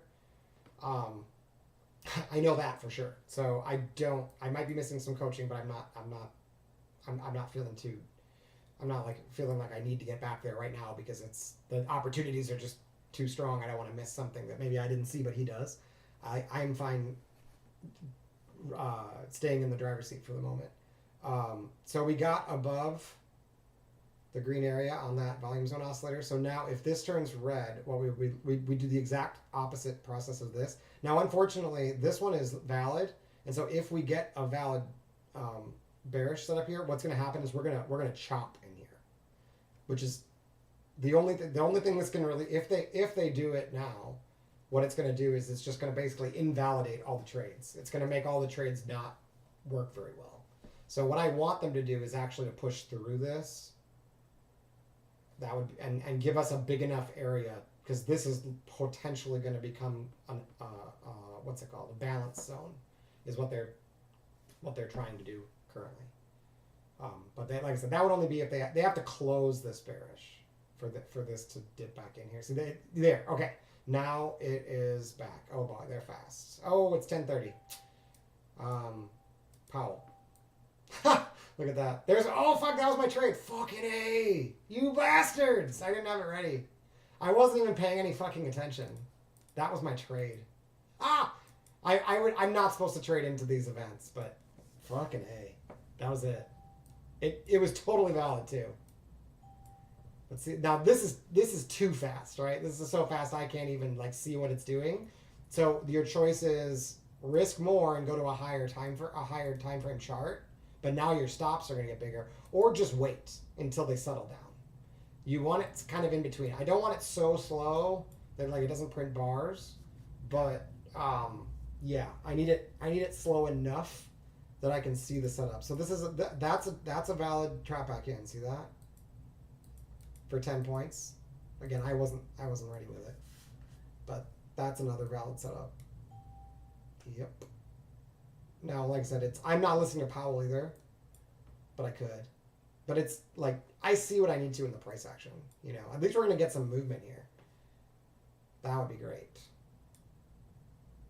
But even though it's set up early, it's frustrating because I was waiting for that trade and it technically set up. But like I said, I get reamed for being in a trade as he's talking. That's like, as he's like coming out, like that's a little bit. That's not exactly what I'm supposed to be doing. But it did set up, and I just missed it. There's another one. So yeah, it's so damn fast right now, but this is another one. Got underneath this, closed higher. If it comes back and gives me a dip, I might take it. Fuck, I fucking got filled so bad. That took forever to fill, you bastards. They're gonna steal this. Order canceled. Yep. They gave me a horrible fill. I shouldn't have been trading with the market order. I got a horrible fill. So I tried to get in right here and click the button, and it took them this long to fill me. I should have been trading with a limit order. That was a huge stupid mistake. Because it was valid, and I was like, oh, I'll get a pullback, and literally it was here, and then it just zoop, and they didn't even fill me. Like I physically pushed the button in this bar, they didn't fill me till here, and so technically I could have put my stop way down here where it belonged, but when I saw that fill, I'm just like, this is that's gonna sting, but I'm just gonna take a full stop. I'm not gonna fuck with it because they're gonna right away like, oh, that was execution error. So it's been so long since it's gone this fast that I've forgotten that you can't stop into it like that. You can't just put a stop order in and say, if they go through this, get me filled, because they literally jumped like 6 points, which is like half my risk. So no market orders. No market orders, no stop orders. Oh, you know, you can stop out, but realize you're gonna get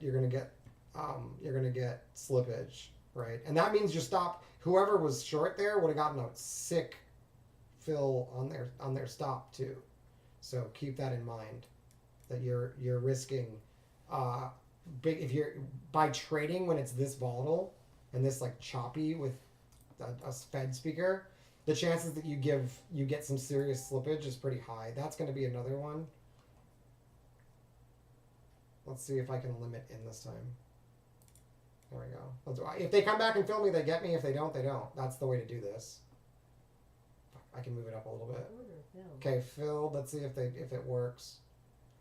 Make that stupid execution error back.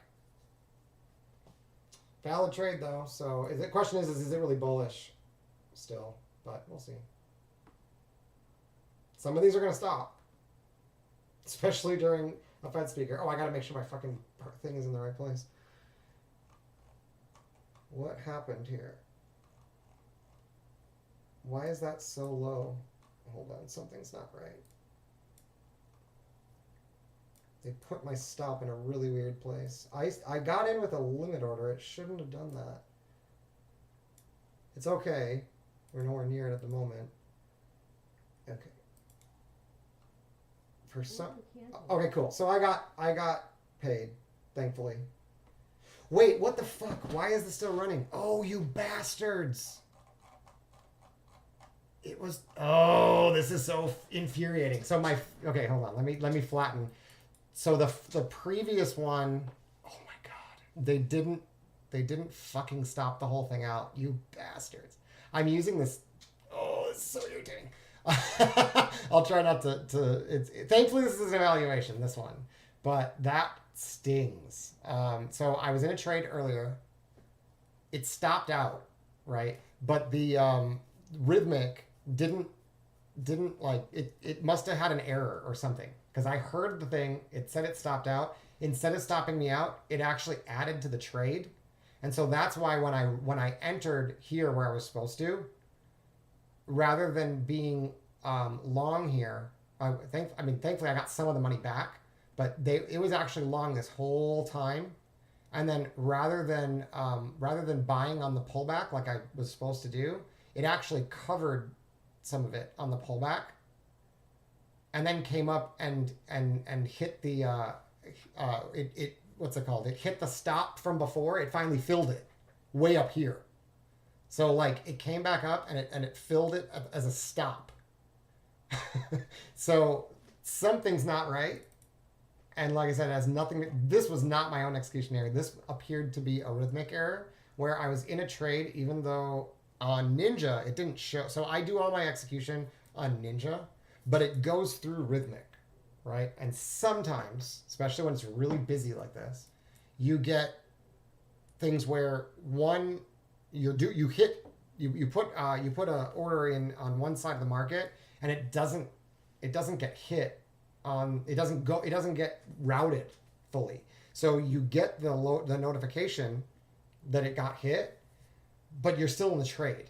And so you're responsible for watching it on rhythmic. And I wasn't. And so then when I got into the new trade and I saw that it was, like I said, it didn't make any sense where they were putting the stop. Didn't make any sense. And I was like, why are they putting the stop way down there? And the reason is because it was actually adding to an order that was supposed to be stopped way up here, but it went through the stop and didn't execute it till it came all the way back up. Now, luckily, it went the right direction.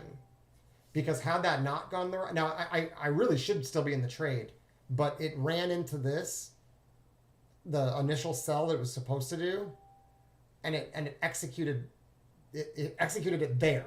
It executed the stop that was supposed to happen here didn't fill until here, is basically what happened. And so when I bought down here, it didn't put my stop and my target where it was supposed to be, because it was treating it like a trade that was getting added to. And so rather than having like a 80 point, 100 point win like I'm supposed to, instead like I'm actually down on the day because they took all of this and then it came back with only partial. It filled part of it when I got it here. It filled part of it, and then it filled the rest there. And this trade didn't go. Basically, I didn't get paid for any of this. I just got back some of that earlier trade. Like I said, it just got all fucked up. So that's irritating, but it happens. And the best thing to do is to have a rhythmic position window open on a different screen, which I have, but I just wasn't looking at. And that's what made me realize that I was still in the trade, is I looked at that, and even though Ninja didn't show it, the P&L was still moving, but it didn't show that the account was in a trade. But then when I refreshed, it showed up. And like I said, I've got it set so that when I add to a trade, like if I want to add to a trade, it's supposed to put the stop back where it belongs, like with the first trade. But that stop was above where I was getting in. So it fucked up my size. And like I said, it turned it a win. Or no, it turned my first, was supposed to be like a 1 hour loss. Thankfully, like I said, it got that back, but it gave back this. Because it rather than filling it as a new trade, it I don't know if it's sold down there or something. I'm not sure how that happened, but it's negative now, one way or another. And I'm definitely out of the trade now. But that is super frustrating because, like I said, everything's set up correctly. And while the market order up here was stupid, the trade was valid. It just didn't fill me very well. And the trade down here was totally valid, right back in the location I wanted. And if I wanted just one trade, it'd be that one. And of course, that's the one that ends up basically getting reversed because it was trying to exit the trade rather than enter a trade. So, like I said, this is the fun of trading futures. You got so much leverage money on the line that these little misclicks can be very expensive. But like I said, I don't really care. First of all, it's an evaluation. It's not a big deal, right? It's not even real money in that case. This account that I'm playing with is a new. This one here is the one I opened for Powell is a new evaluation that literally cost me $60 to open, right? Not that big of a deal. Even if I blew it up today, no big deal, right? It's got zero equity in it, and it's not even in a performance account. But the important thing that I have to recognize is that my read was right and my decisions were good. The results don't look like they should, but the decisions were good. But what I also need to learn from this is if that was in my performance account, I'd be livid. Going up from up 600 to down 700 or whatever would be absolutely infuriating. So it means I need to be a lot more focused on the open positions window. I might have to have it. It was behind the chat box of my stream. So I might have. I wonder if there's a way I can select it to be always on top. Or I just need more screens. That's always the solution. More screens. But one way or another, I'll make it back. It's not that big of a deal. Or I won't, and it'll just blow up this evaluation account, and that's also not a big deal. Either one, it's fine. What matters is that I'm making good decisions and that I'm aware of whether or not I'm tilted or not. And like I said, right now I'm irritated, but I'm not. It's, like I said, it's not the first time that's happened. The trade doesn't get executed the way you wanted it to, and that's just part of the game, right? Sometimes you get technical difficulties. My decisions were good. I'm just not going to be able to enjoy the fruits of that labor. So I don't know if I got this in the right spot, but it looks like it needs a bar down here to have a chance of rolling over. So let's see. Maybe we'll get a short. Let me just make sure I know where I am on the frickin'. Okay. Wow, the Bears are getting absolutely toasted though, huh? So there's probably long opportunities here on purple bar, star, or a apex trap would be a long opportunity here. But if they can get an orthodox close below this and then they retest and reject, it could technically they could give it back. So you do have to be on guard for that. Because this was a new high, and this was actually a divergent high. I wasn't paying close attention, but look how that's divergent. So that was a short already. An aggressive short here. The pink bar, orange bar was an aggressive short that I just didn't take. I didn't see it, actually. Not used to it being a little bit faster. So, yeah, they still can't get an orthodox close below. It's probably going to bounce back, but I don't have a great reason to trade it right now because there's not an apex trap. This has to be traded back into it. It's not. It's going to close down here.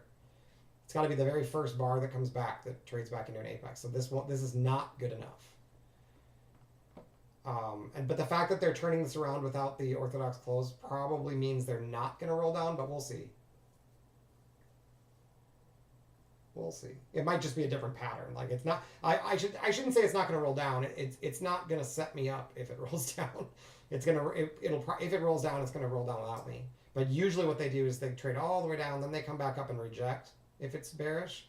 So the fact that they're trying to take this back after getting under this apex, they're either going to do like some sort of like jagged pullback, which would be actually great because then we might get a long. Let's just see what they do. Like, who knows, right? So there's no short. I don't have a great reason to buy this. It's super aggressive.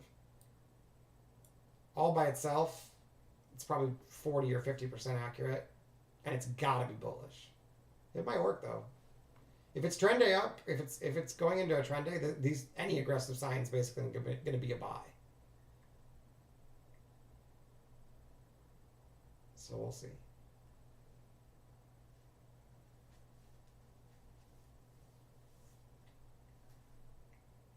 So if it's bearish, pink bar star should be enough to push it lower. So we're going to find out right now if it's bearish. This would be the orthodox close below if they go bearish. See, they can't get it. They can't get it below. Oh. So purple bar followed by star. If they get a star at 84, it's a buy. I'm reluctant to do it, but it's technically a buy. I really don't want to mark it in though. I'd like them to be able to come back and fill me. And if I stop in, I'm potentially going to get. It's basically the same thing as a market in. It's super dangerous. As we saw earlier, you get like instant stopped because they fill you so damn high. So what I really want is for them to get the star, but then pull back and fill me on a slight. Where the hell did it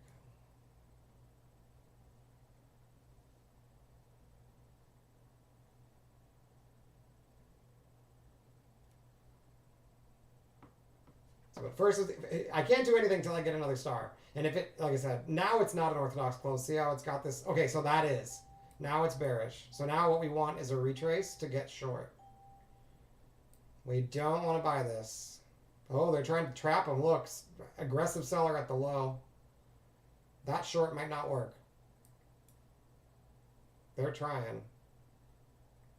It's probably not going to come back up here because if it did, I don't think it's bearish anymore. This went way too fast. It's not going to give me the pattern I want. Where's the volume on this? Way up here. So that's where they're headed. Ugh, gross. It's going to get stuck right before it triggers me in probably.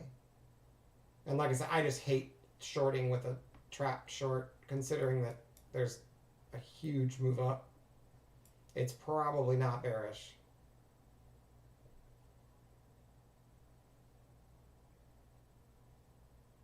But like I said, I don't have that's a pretty aggressive buy. Not the kind of thing I'm supposed to be doing. It's just, it's all by itself. Like it's okay.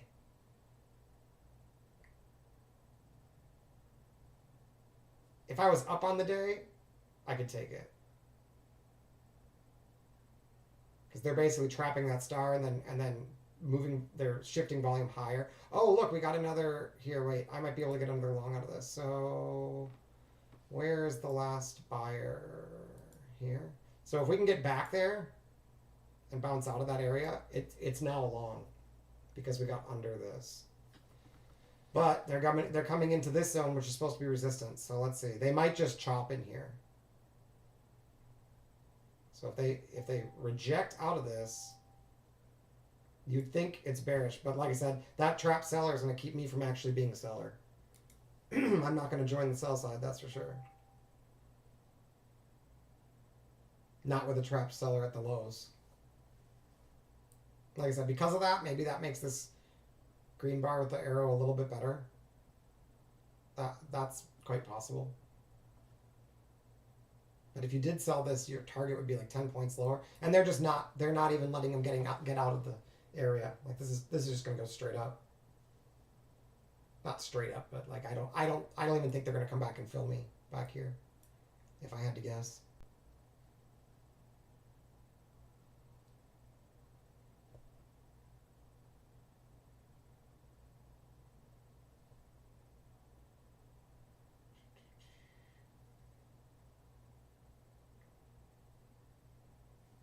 Is he still yapping?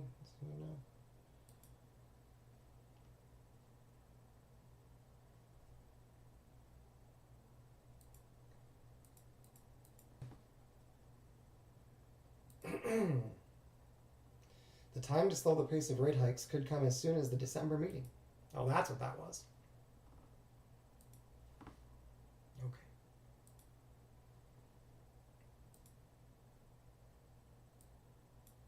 Wonder how all those bears are doing. I.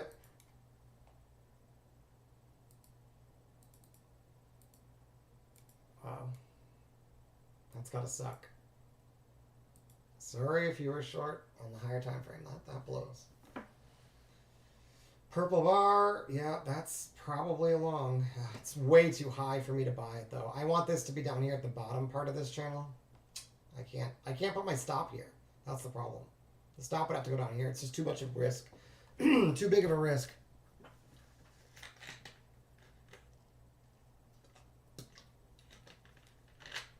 Does it work? I don't know, but it's a pretty big risk to take. Yeah, like I said, I'd have to put my stop here, and I don't like it.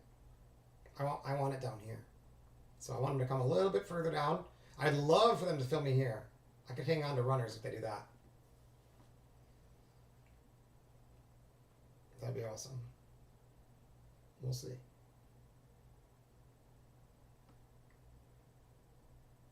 Man, I still don't understand how I still don't get how that all worked. I wish I would have known what my position was before I got into it. I'll have to do a post-mortem on that, on what the hell happened with Rhythmic and how.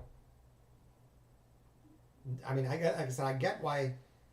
I've seen stops not get executed before like that, but what I don't get is how the second one got fucked up too. And like I said, it has to do with executing the order as an ad instead of as a new position. But like I said, I may need to adjust that that preset. I don't know. I may have to take a look at that and see what's going on. Otherwise, it was, I don't know. We'll see. If it happens again on the next trade, I'm gonna have to like restart Rhythmic because I didn't even think about the fact that it could be server related or whatever. Like I know it just happens sometimes, but I'm a little nervous that it might mean that the chance of them like trapping me in the trade might increase if like their server is having trouble or something. So if they're trying to trap back into this, which is technically valid, it's just tough to take. But like I said, it makes sense because the chances they get back to that trap seller is low. So they're going to bounce somewhere in here. And that's as good of a place as any to do it. Let's see if I can get filled on the pullback here. Order canceled. Oh, wrong side of the fucking market. What the hell?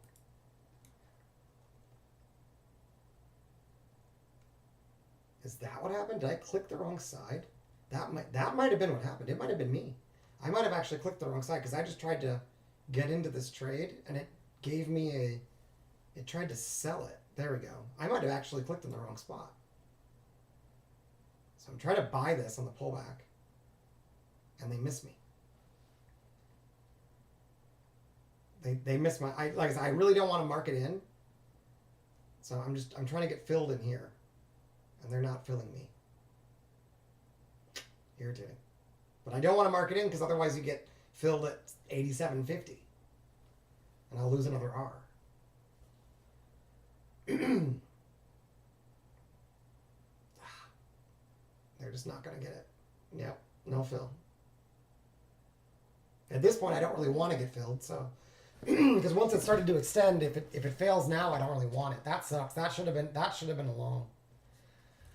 But I canceled it. I think on the second one, I might have actually put it in the. I might have clicked slightly in the wrong place, and it may have been. It may have triggered a sell. I will look.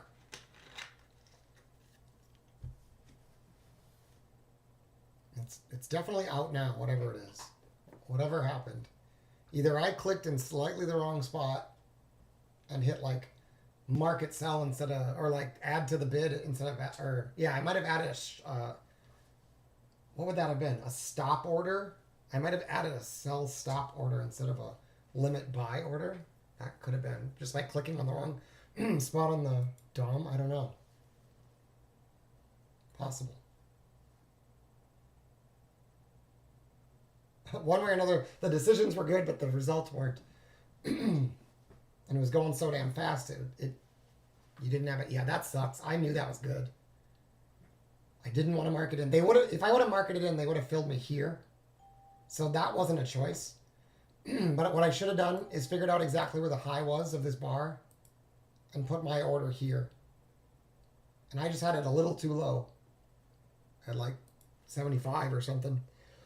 Excuse me. Too much talking. All right, so, and that was right off the voodoo range. Like that was a good one. That sucks. That's too bad.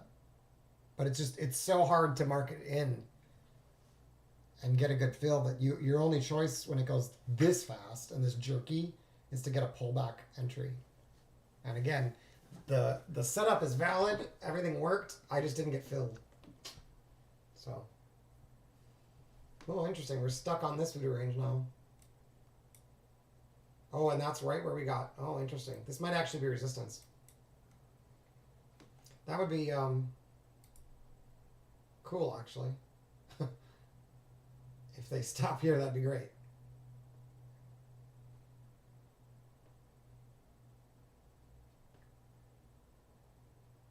It's not bearish though. That's the thing. Like you can't. Like there might be a short setup, but it's not bearish. So be careful with that. We did make a new high though, so like if this becomes resistance, it's technically sellable from that area if we can get under and return to it. They may just not stop though. They may just keep going. That sucks. If I was in this trade, I would hold runners for sure. So irritating. Like all the system's all correct, but none of them got me the results I wanted just because, like I said, I think this one, the one earlier, I may have actually pushed the wrong button here. This one, it just didn't stop me out like it was supposed to. And here I might have actually hit the wrong button. And then this one, I just didn't get filled. So it's just a string of poor, like either just bad luck or possibly a error of not focusing hard enough on what I'm doing. Trying to click, because usually what I do is I put my, like if I wanted to get long here, I'd put the stop order at like 32 and get stopped in as it closes. That's what I did the first time, but it's going so like erratic while he was talking that stopping into the order was like suicidal. So the only other choice was to adjust to a pullback strategy, but then you risk not getting filled. So the one spot where I did mark it in, I got stopped out, even though the trade would have worked had I gotten filled where I was supposed to. And then here, this is a valid trade that I literally just didn't get filled in because I wanted to get filled near this yellow line, and it didn't come, or sorry, this yellow line, and it didn't come back far enough. Didn't fill me. Even though I saw the setup and I knew it was valid, I don't get paid for it because I didn't get into the trade. But like I said, I didn't want to market into the trade because otherwise, if it pulls back, it's gonna cost me too much. So it's just like it's kind of damned if you do, damned if you don't.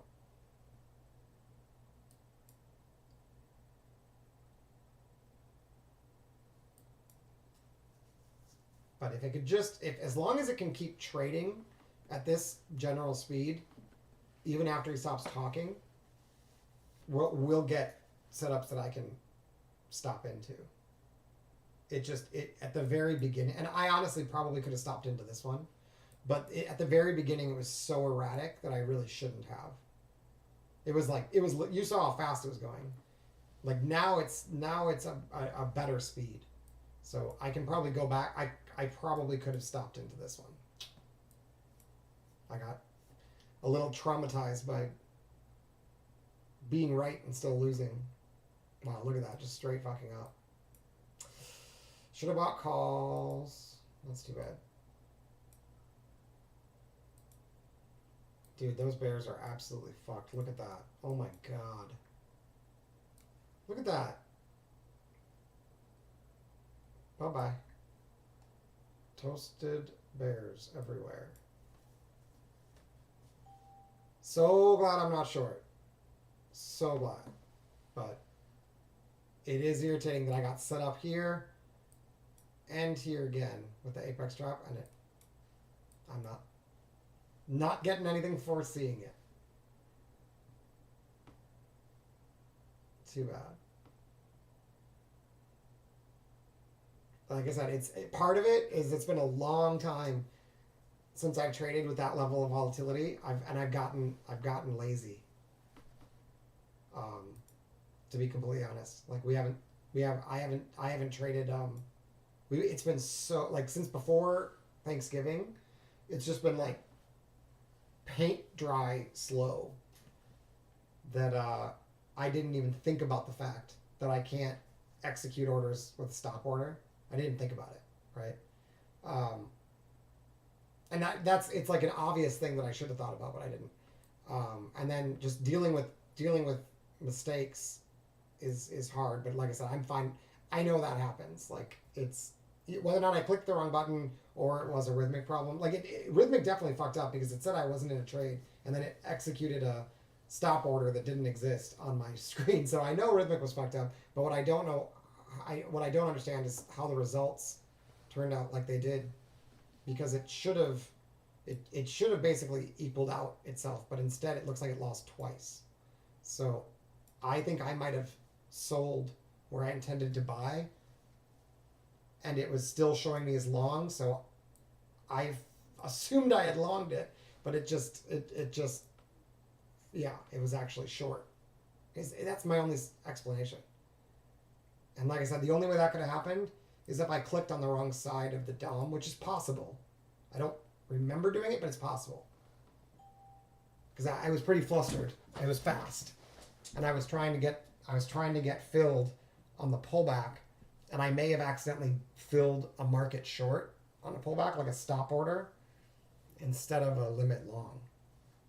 That had to be what happened. That's the only way the math makes sense. So it's just like two unfortunate events, one right after the other.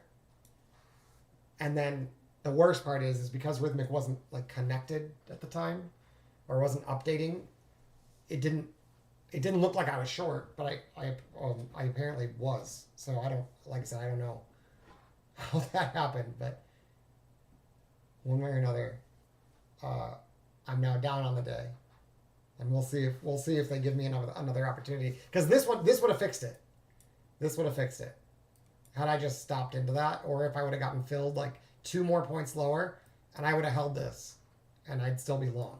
So that's what's especially frustrating, is it's like this could be like I could have almost I would have hit my goal for that evaluation already. Not had qualified, but hit my daily goal. I would have gotten back what I lost and hit the daily goal. And so you just kind of have to roll with it. You got to accept that, you're not always going to catch the trade, and sometimes you'll think you catch the trade and you actually clicked it wrong. That's just, it happens. And sometimes you click it right and it still doesn't execute. 99% of the time it's correct. That 1% of the time it's going to cost you an R. Like I said, I'm honestly, I'm relieved that I was in an evaluation account. Relieved. Like, I'm not even tilted about it. I'm just like, what the hell? But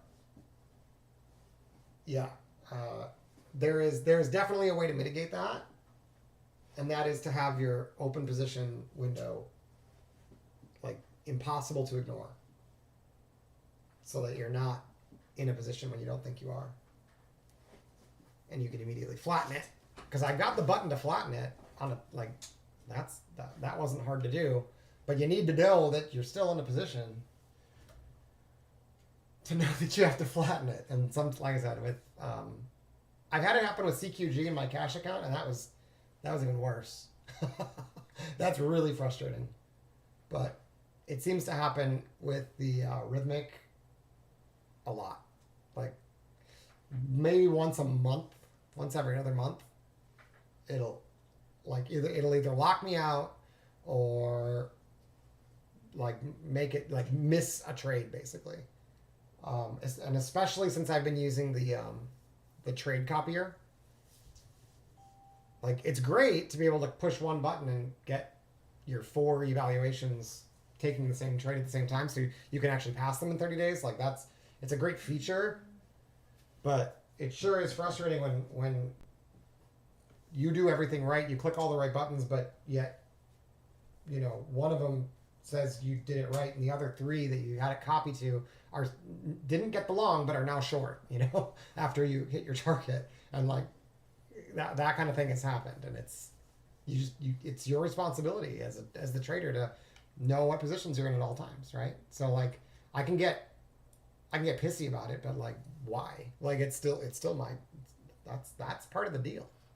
Like, we are managing that money, I'm just really lucky that it was an evaluation account. But I'm not gonna let it change my plan. Like, it sucks that I didn't get filled for this. That's just regular market bullshit, right? Like, sometimes you're not gonna get filled. That is the risk we take by not marketing it. So, like, it's not necessarily my fault, right? It's no one's fault. It's just like, oh, that didn't work out. It's no different than like seeing the trade and choosing not to take it. Except it's a little better because it at least encourages me that in that same scenario, when it's not a Fed speaker, I'm gonna get that trade because I'm gonna stop into it, right? The only reason I didn't set a buy stop is because it's potentially so jerky. All it takes is for him to say like anything, and it can jump, so like you could get in and then you're at your target and you get filled, and then it immediately pulls back, and now you lost an R even though you were right that it was going up. So yeah, I knew better than to mark it in, but that means that you risk not getting filled. So that's just how it goes. But yeah, there is no reason to short this, in my opinion, except for the fact that we have divergence now. So you could now start looking for shorts, but see how high we are on this, like that. Yeah, if we can develop some resistance, you could try to get a retest into resistance. It's the only way I'd do it. If this is orange, I guess I mean at this point this evaluation is pretty much fucked. So I could demonstrate, but no, I think it's fine. That's technically a short if you want to take it. I don't think it's a very good idea, but it's technically a short. Well, let's do it. What the fuck? Oh, I see. That's not set up now. Okay, great. All right, we'll take it, and we'll put stop at high a day, and I'll probably get stopped. But whatever. Let's see. It's technically a valid short, so I'll take it. And let's see if I'm actually short. I am actually short. Okay, good. All right, nice. I got 10 points. Let's see if I can get more. That's a good feeling. Maybe I will end up being okay on this evaluation. I don't really know how much to target here, honestly. Like I don't think it's going to turn around that fast. It may not turn around at all. Like it makes a lot of sense just to exit this actually. Purple bar.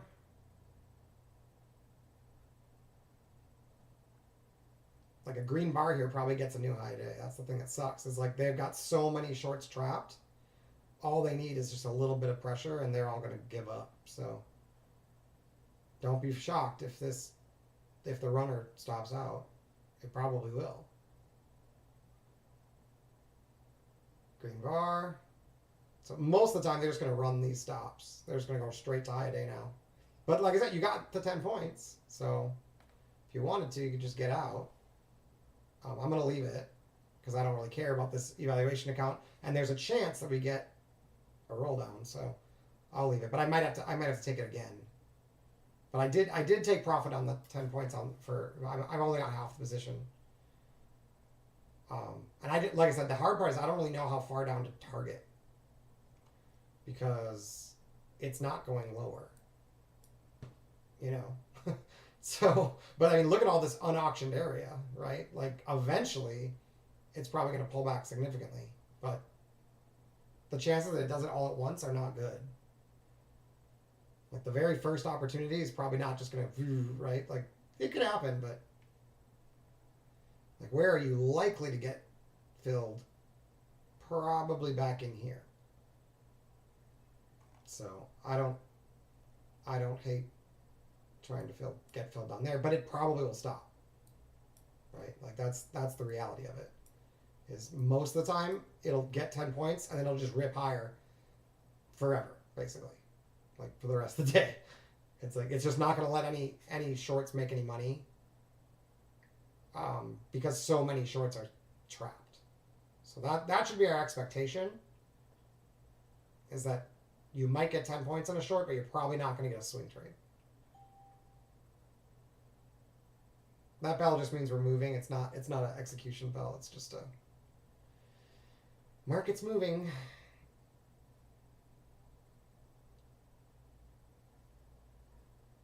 But yeah, I do not recommend anybody tries to fight this. But if you're going to, this is like this is the kind of signal you want. But the opportunity to get more than 10 points here is pretty low.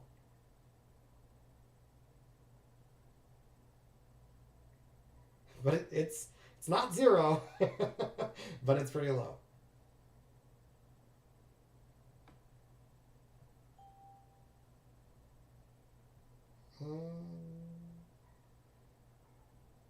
No? Okay. I thought it was going to stop. There we go. All right, they stopped me on the runner. So, and that's fine. That's what I expected to happen. It would make sense just to, if you're going to short these, you know, it makes sense just to take all. But now if they re-trigger here, I've got to get back in. So now we try again. Because now it's another sign of aggression. So with the short side, you often have to try more than once, and it continues to be divergent. So you really have if you took this one, you really have no choice but to take this one, in my opinion. Again, chances are most of these stop because you're fighting the trend. But there's a decent chance that you're going to get 10 points on some of them. And you could get a decent roll down as well. But yeah, if you're scalping 10 points, 10 points, 10 points, I don't hate it. But like I said, if you're going to take this aggressive one, I think you got to take this one.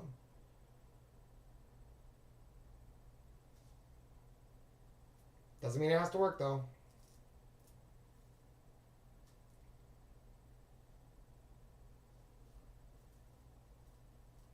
Like, you just kind of have to accept that you don't know which ones are going to work.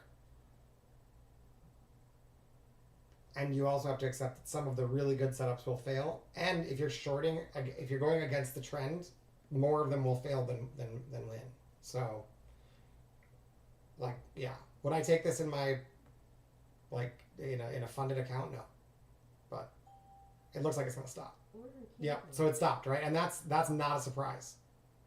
Now it'll probably go. One more try. Oh, it didn't fill me. This is a better setup. The pink bar orange bar is a better setup. And I tried to get filled on the pullback and it didn't get me. See that? Isn't that annoying? Oh, that's irritating. So it filled me easily here, stopped out, and then gave an even better setup, and then got the 10 points. So if you're smart, you go 10 points, get out. You could take this one and get a stop, but then you get right back in again. But again, I didn't want to stop in, and they easily filled me on this pullback. They did not pull back on this one, and now this is probably the one that goes. So that's the problem with not stopping in. I'm being like greedy, basically saying I don't want to get into the trade if it's not exactly at the price I'm willing to get it or better. I'm not willing to take the trade because I don't want them just to like fill me down here if it just drops. But the problem is that once it's done that, a lot of times it's just done, So that's the challenge, is that you don't know if it's going to work, and then you also don't know if it's going to work immediately or if it's going to work after a pullback, right? You don't know.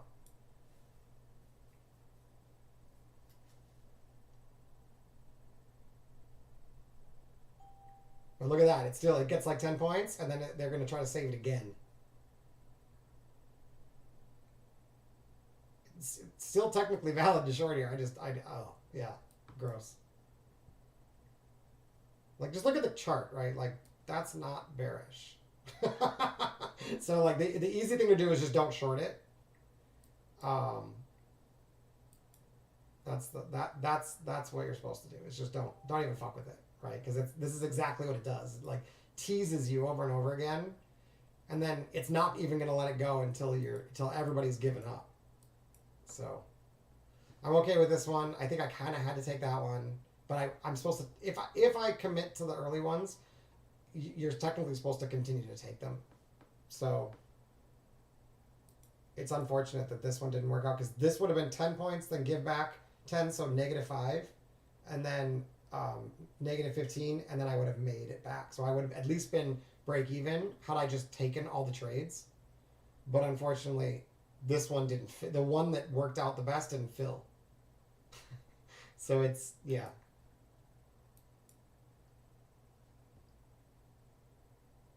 I'm not always this unlucky.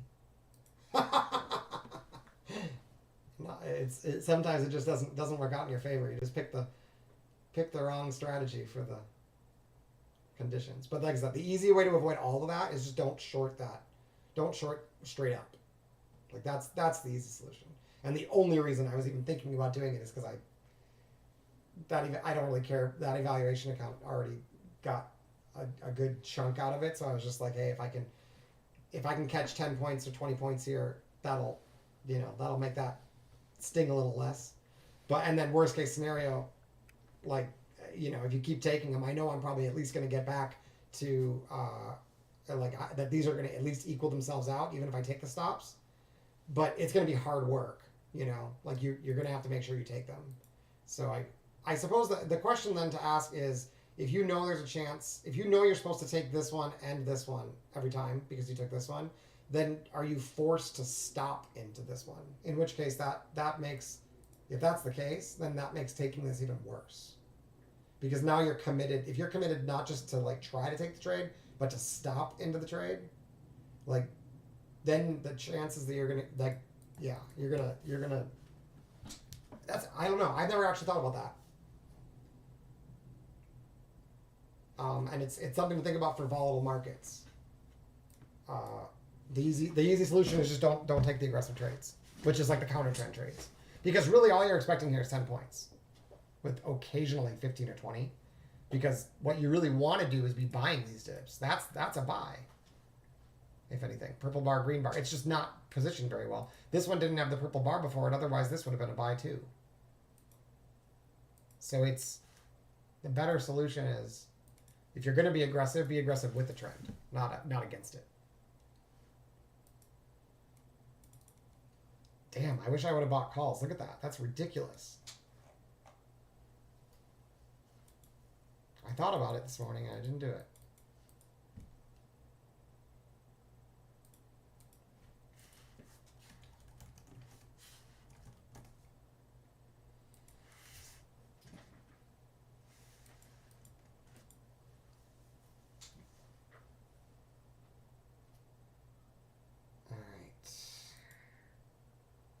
Now on the bigger picture, if we're looking for levels, we'd have to adjust this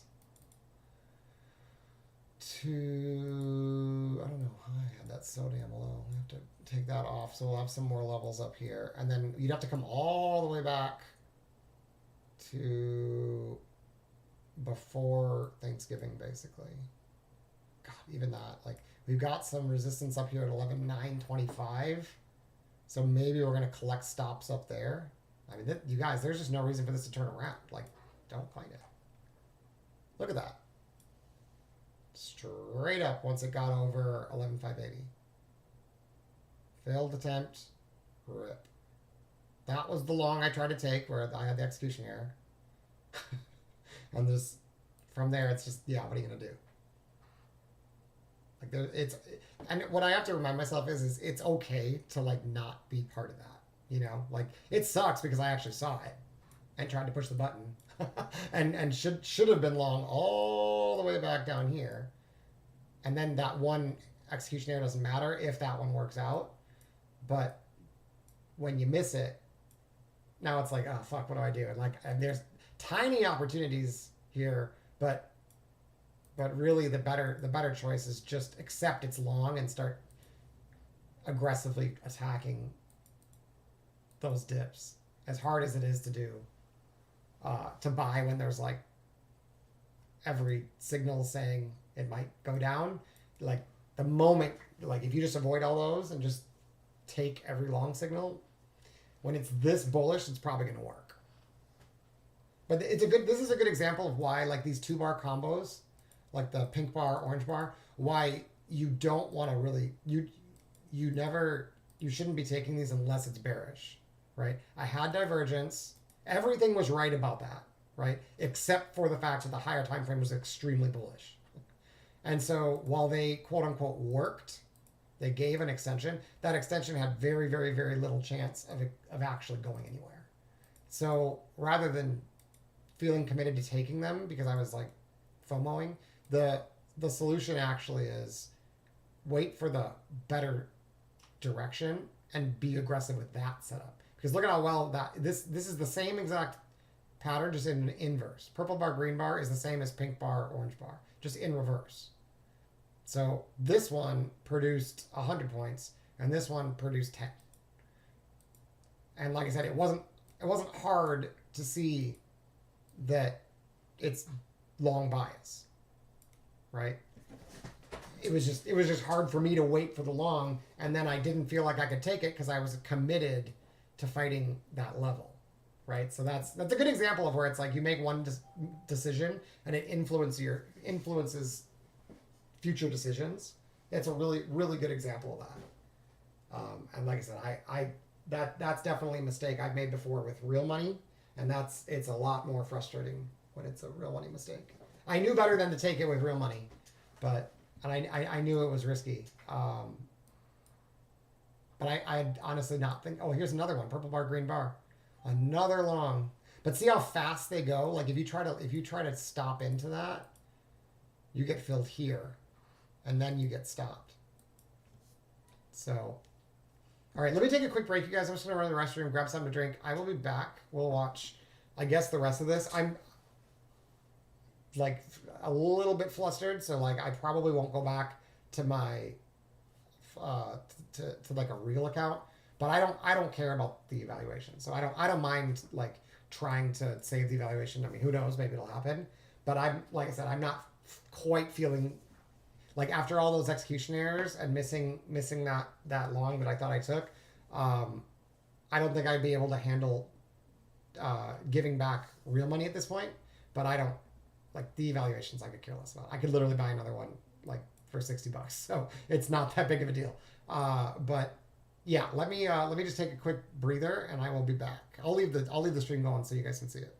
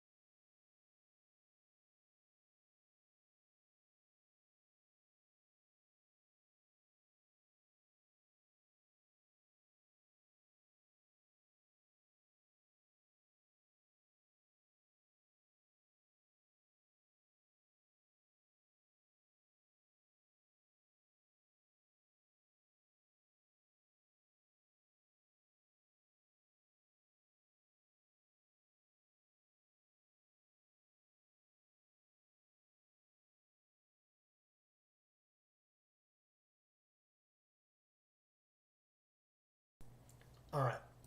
You can see that they just won't give bears anything, right? That should have been a great short if this is bearish.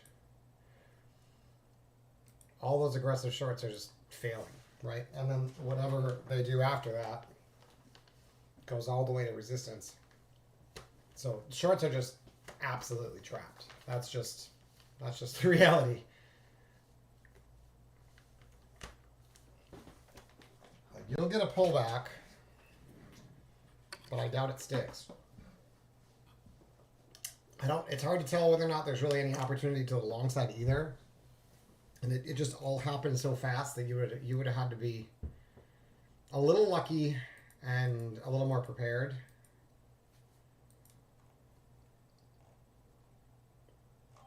But like I said, I if anything, the only thing I'm irritated about is that I'm not participating on the higher time frame. Even though I sort of saw this coming, I didn't have... I wanted to see what happened underneath yesterday's low. We didn't get there on NQ. And I thought it was... I don't know. I thought that was going to happen.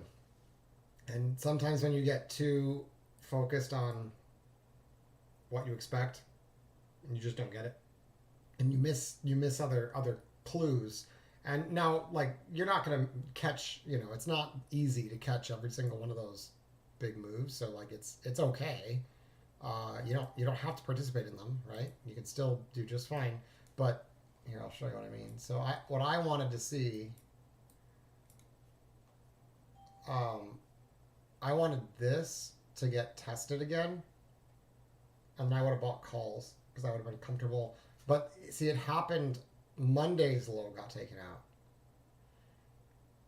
And the other thing is we traded above all of these lower highs and then retested them. So, but there's no way I would have had to be totally prepared with like my options. I didn't even have my options account open when I did not plan on buying calls when Powell was speaking, but that might have been the better choice rather than trying to trade futures with it. I should have read the algo and traded it with options, because then I wouldn't have had to worry about the execution errors, and they wouldn't have happened. So rather than trying to, like, I did recognize that I shouldn't be trading real money in the futures accounts, and I went to the evaluation. So that's good. But really, the reason why I didn't want to be trading real money while Powell was speaking is because it's erratic, the fills are bad, and there's a good chance that it's unidirectional. So you can solve all of that by just being able to take smaller positions with bigger risk. So switching to like micros would have been a choice, or else switching to like calls that expire on Friday, and just like when it looks like, as soon as you see those signs that it's bullish and not bearish, you just buy a like once this happens, right? And you know that it's probably done going down. Like I knew that at this point, right? Or even if you waited until the second one when I was trying to get filled here, I could have bought calls here and like just risked an R if they go to zero, right? Like for the end of the day or for the end of the week, and just take call. And then you don't have to worry about, oh, I'm going to get a little slippage and whatever. Like, yeah, I'm not going to make $1,700, but I could make $700. So hold on real quick.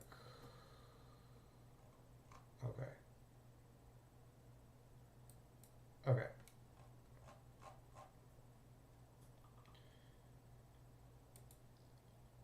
All right, good.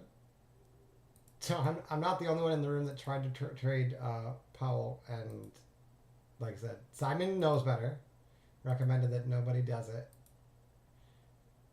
and yeah, a couple people caught longs. One person tried a short and stopped out. And yep, that's just the way it goes. If you're gonna fight these, you have to accept that the stops are likely. Yeah, he's not in a bad place though. That's good. Totally manageable. That's good. Okay, cool. And some people are doing fine. They got the fill that I'd wanted, but that's okay. That's all right. Spread the love. That kind of straight up is not usually my best performance. And I mean, I don't think I traded that badly for a long time, but that was. It's always hard when it's suddenly fast. It's unfortunate that it didn't work out like over and over and over again. But like it's all right. Like I'll you learn from the mistakes, and then you just do better the next time. And I am totally relieved that it wasn't in my real money account, because otherwise I wouldn't even be able. I'd be done. I'd be benched. Making two execution errors and taking a short that wasn't really recommended. Yeah, I definitely be benched. So okay, so we have this. So if shorts can get an orthodox close below that, or a close of a bearish bar where the high is lower than this low, then retraces into here might be sold. That's the swing opportunity, whereas the scalps would have been 2-bar combos, so purple bar, green bar, those are scalps alongside. This one, I mean, I don't think that's an apex trap. I don't think they went lower than this. I don't think so. Pretty close, but if it's not an apex trap, just the blue dot on its own is not enough for me. And then to the short side, pink bar, star, that's the first one that actually worked. Because you can see pink bar, orange bar barely gave you 10 points. I guess this one kind of worked. And then, but it's interesting that they didn't have divergence on this, yet that's the one that rolled over. That's how it goes sometimes. Oh, but it had divergence from back here, look. Lower highs, higher lows. So on the higher time frame, there was divergence. Okay, that makes sense. Let's see if they can get that orthodox close. Maybe we'll be able to get short. They got to get under this. And if they can't, and they start getting bullish again, you could actually buy it for a scalp back up. But that's pretty advanced. So let's just see if we get the setup we want. This bar is not going to cut it because it's already gotten back into this area. So we'd need another bearish bar to even have the chance for a bear setup. We'll see. And this is an orthodox or apex trap. You could actually buy that. That's actually a buy. I'll take it. So I'm long, right? Yes, long. 85.50. Stop 85.50. I took it on the pullback. I only need 10 points. Stop at 84.50.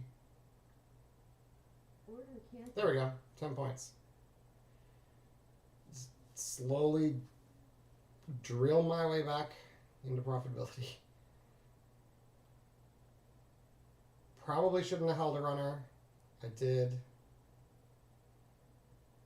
I probably should exit, but like I said, FOMO makes me want to hold on to it. But we're kind of on the wrong side of the curve. See that? So it's kind of sketchy to hold a runner here.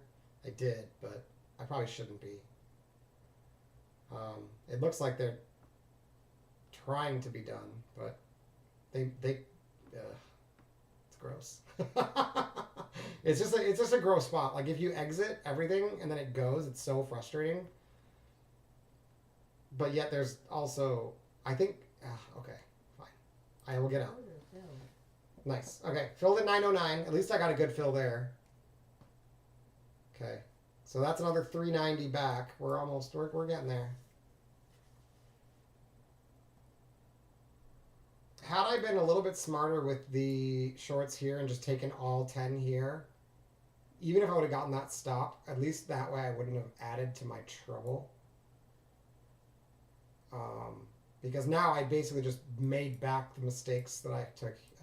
This one hurt because it was a full stop. This one is like I got 10 points and I gave back 5 basically, whereas this one was a full stop, and then I didn't get filled.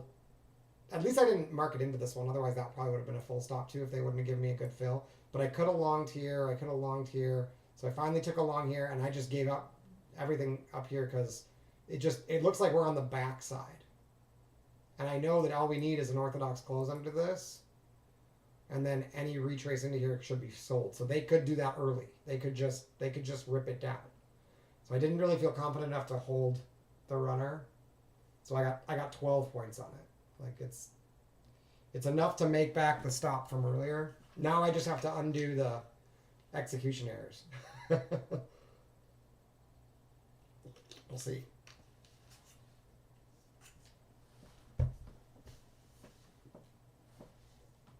Not in a huge hole, but definitely frustrating. Primarily because of the missed opportunity. Like I said, that's the thing that's irritating for me, is just the missed opportunity.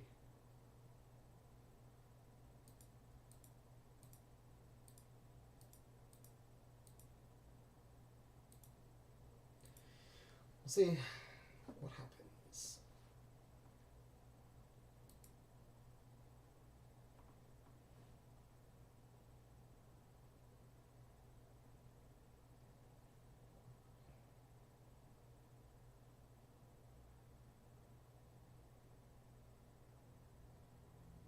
You can see on the big picture chart, like, we know that this is eventually going to get retraced, but it doesn't have to happen right away. That's the thing. Like, everyone sees this and they're like, oh, that's unhealthy action. Like, it's going to get retraced. Like, yeah, in like the next 3 days, maybe, you know, like it doesn't have to come back here today. It can just hang out here all it wants and then go higher if it wants to, you know.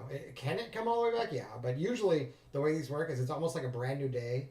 And so you can just think about this like a open drive higher.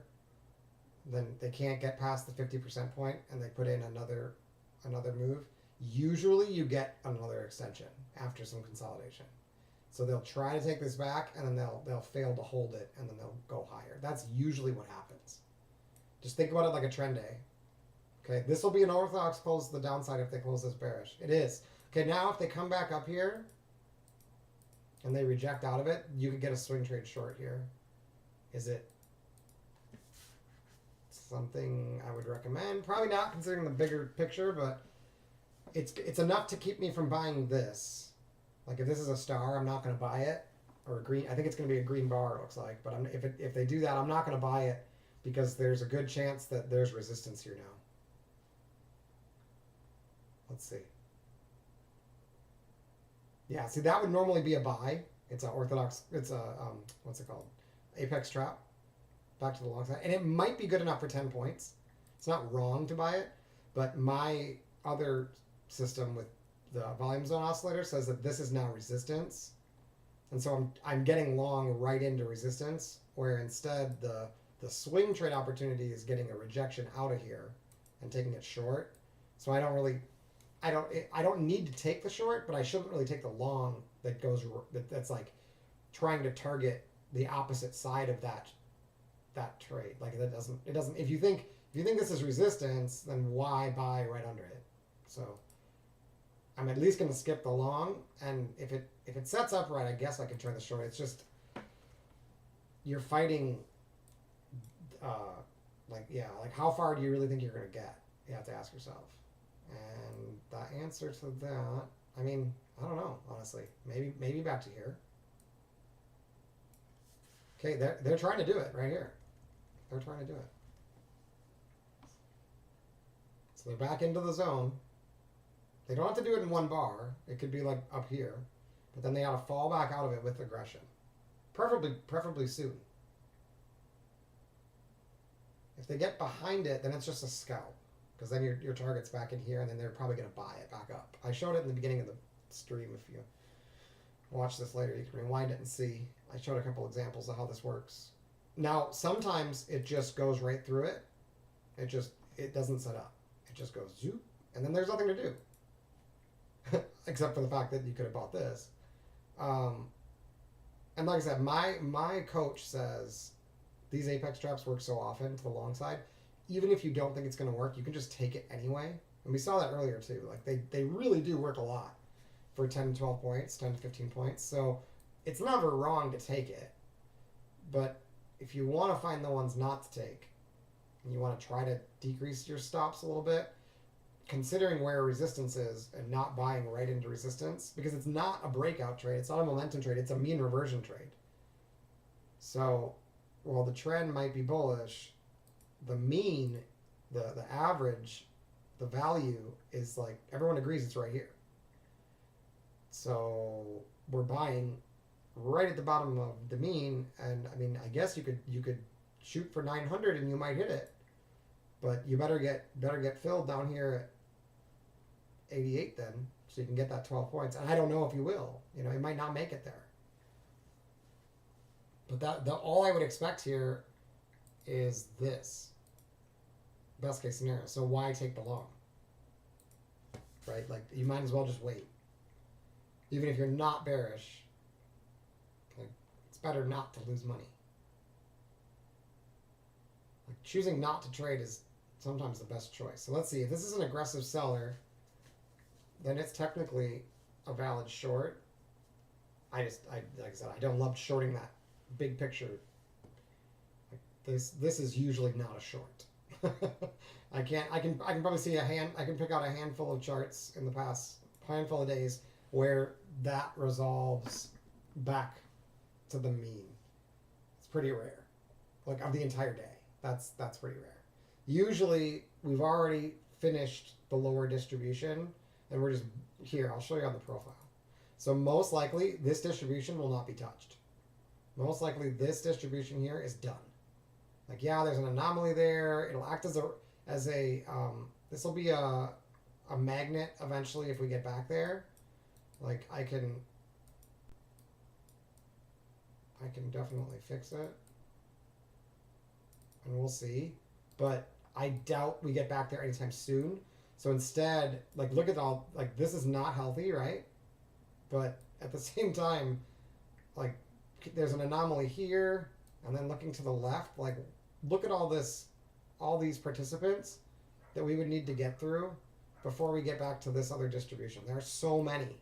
All the people who shorted here potentially are buyers now if we fall back in there. So, yeah, hard to believe it gets through this. To me, I would think 11,720 is pretty solid. So on this chart, you know, that would give you a decent trade, but the idea that it's gonna just like fall all the way back, like, it can happen, but usually not all at once. Oh, they did trigger though, didn't it? It gave us the orange right out of there. I guess I could have taken it. Is it going to give you 10 points? More likely than not, yes. That setup works for a swing often as well. But I just don't love shorting this. Like, it's, yeah. It's good to see that it can still work though. Like, that might be all we get right there. That might be it. Even though normally that's a swing trade setup, that might be all you get. But I mean, that's still what? 50, it's almost 30 points. It's still pretty good. But that might be all we get. The hard part now is going to be, when do we start to be bullish again? And usually that has to do with location. So you can measure it. So if this is you have to kind of decide on like where most of the shorts were trapped. It might be lower than this, but let's say it's here. You could use a fib tool and go from there to the high. And most likely the 61.8 or the 50 is going to be where we reverse, which is like right here. So that might be it. That might be it. Do they have divergence? They do. Divergent high. Divergent low, I mean. Apex trap. Okay. Well, did I miss it? Let's see if I can get filled. I missed it by a tick, you bastards. Come back here. No. Come on. One tick. It literally bit. Oh, I got it. Okay, now it's probably gonna stop. So I'm long. Yes, long. Okay, stop is. I'm looking on Rhythmic now. I'm not trusting freaking Ninja Trader. 60. All right. I don't know if it's gonna work. it's a little bit that like this is still resistance. So I just want my 10 points. Because the resistance is still up here. But there are a lot of trap shorts down here. So, let's see. Oh. Okay, so some buyers gave up. That's what the purple bar is. That's not really great.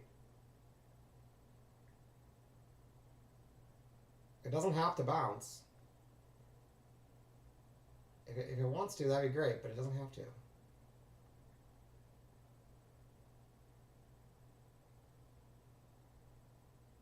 It had an apex trap, it had divergence, it had everything I'm looking for. It was in the right location. You gotta try it.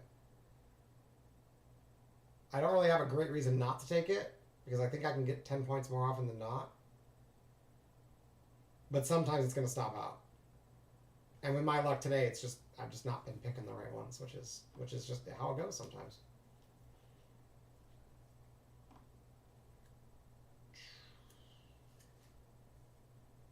So they had a volume anomaly on this one and on this one.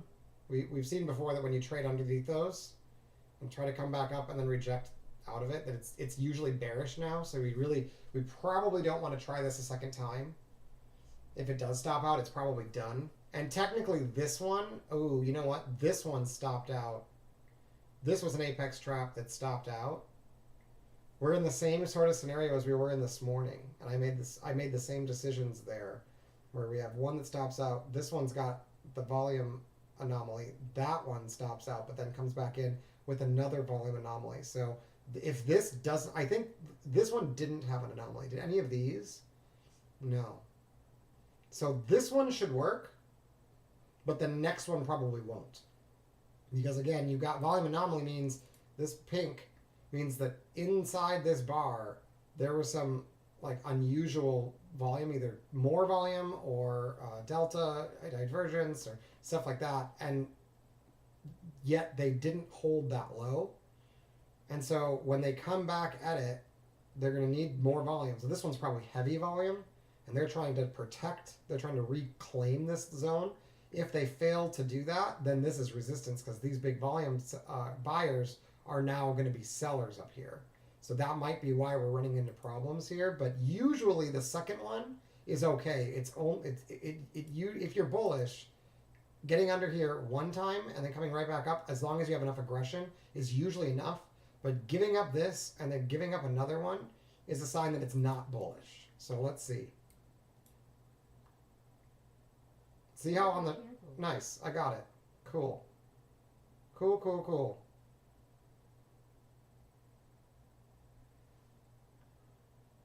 Success. That feels good. Let's see what I can get with the second one. Okay, honestly, that's probably all I'm gonna... How far is this really gonna go without any help?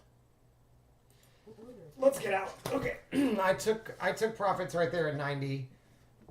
It's not necessarily gonna stop, but stop going up. It could make new highs. But I'm in rebuild mode right now, so I just kind of need some wins. Yeah. And now, by the way, that puts me back up for the day. So there's the good news. Is undid my mistakes. So it'll be okay. But like I said, it could just go to high day. I don't think it's wrong to hold that runner. I looked at my P&L and I'm just like, you know what? That's a lot better than it used to be. So wow. Look at that. It makes sense. They're really trapped. Oh, that would have been another spot to potentially buy calls, by the way. That first significant pullback. I guess technically it's the second, but it's a lot more risky, because if you run into trouble here and you don't make another high, you have to bail on them.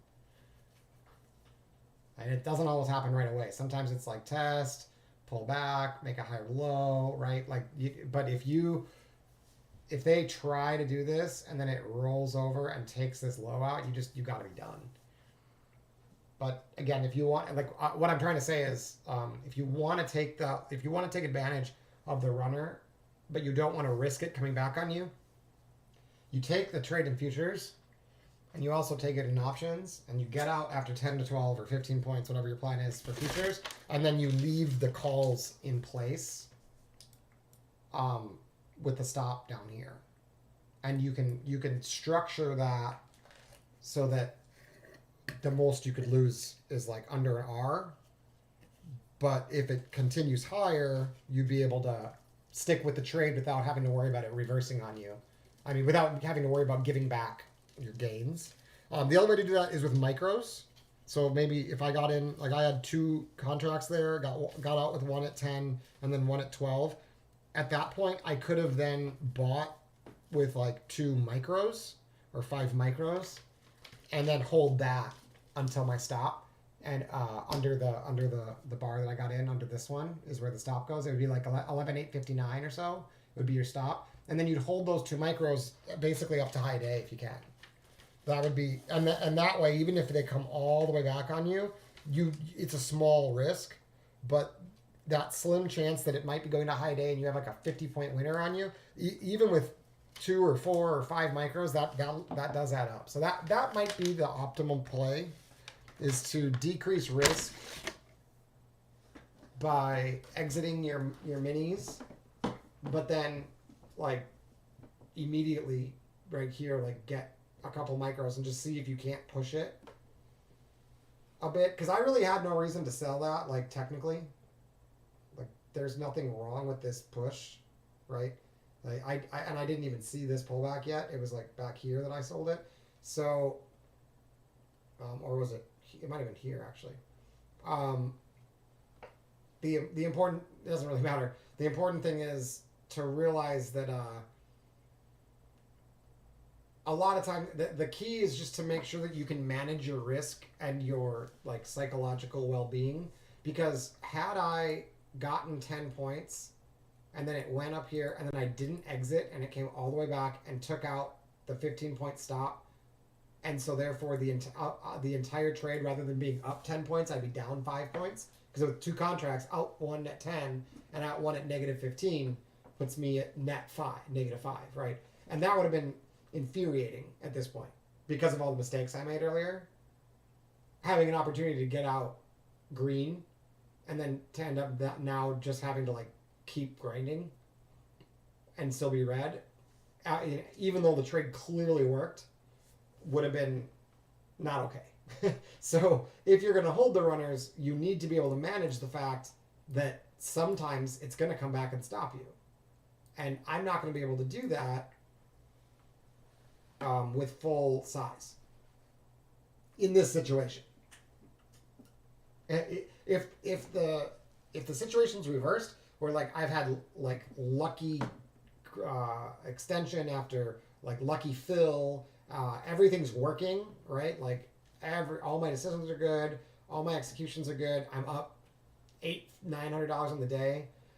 I'll leave a runner for a mini, because if that thing goes for 100 points, like all of a sudden I've doubled my day, right? So, and yet all I have to risk is like it's the difference between being up 10 points or down 5 points. Like, yeah, I'll happily risk 10 points, net 10 points on the chance to get plus 100, especially with looking at the volatility, right?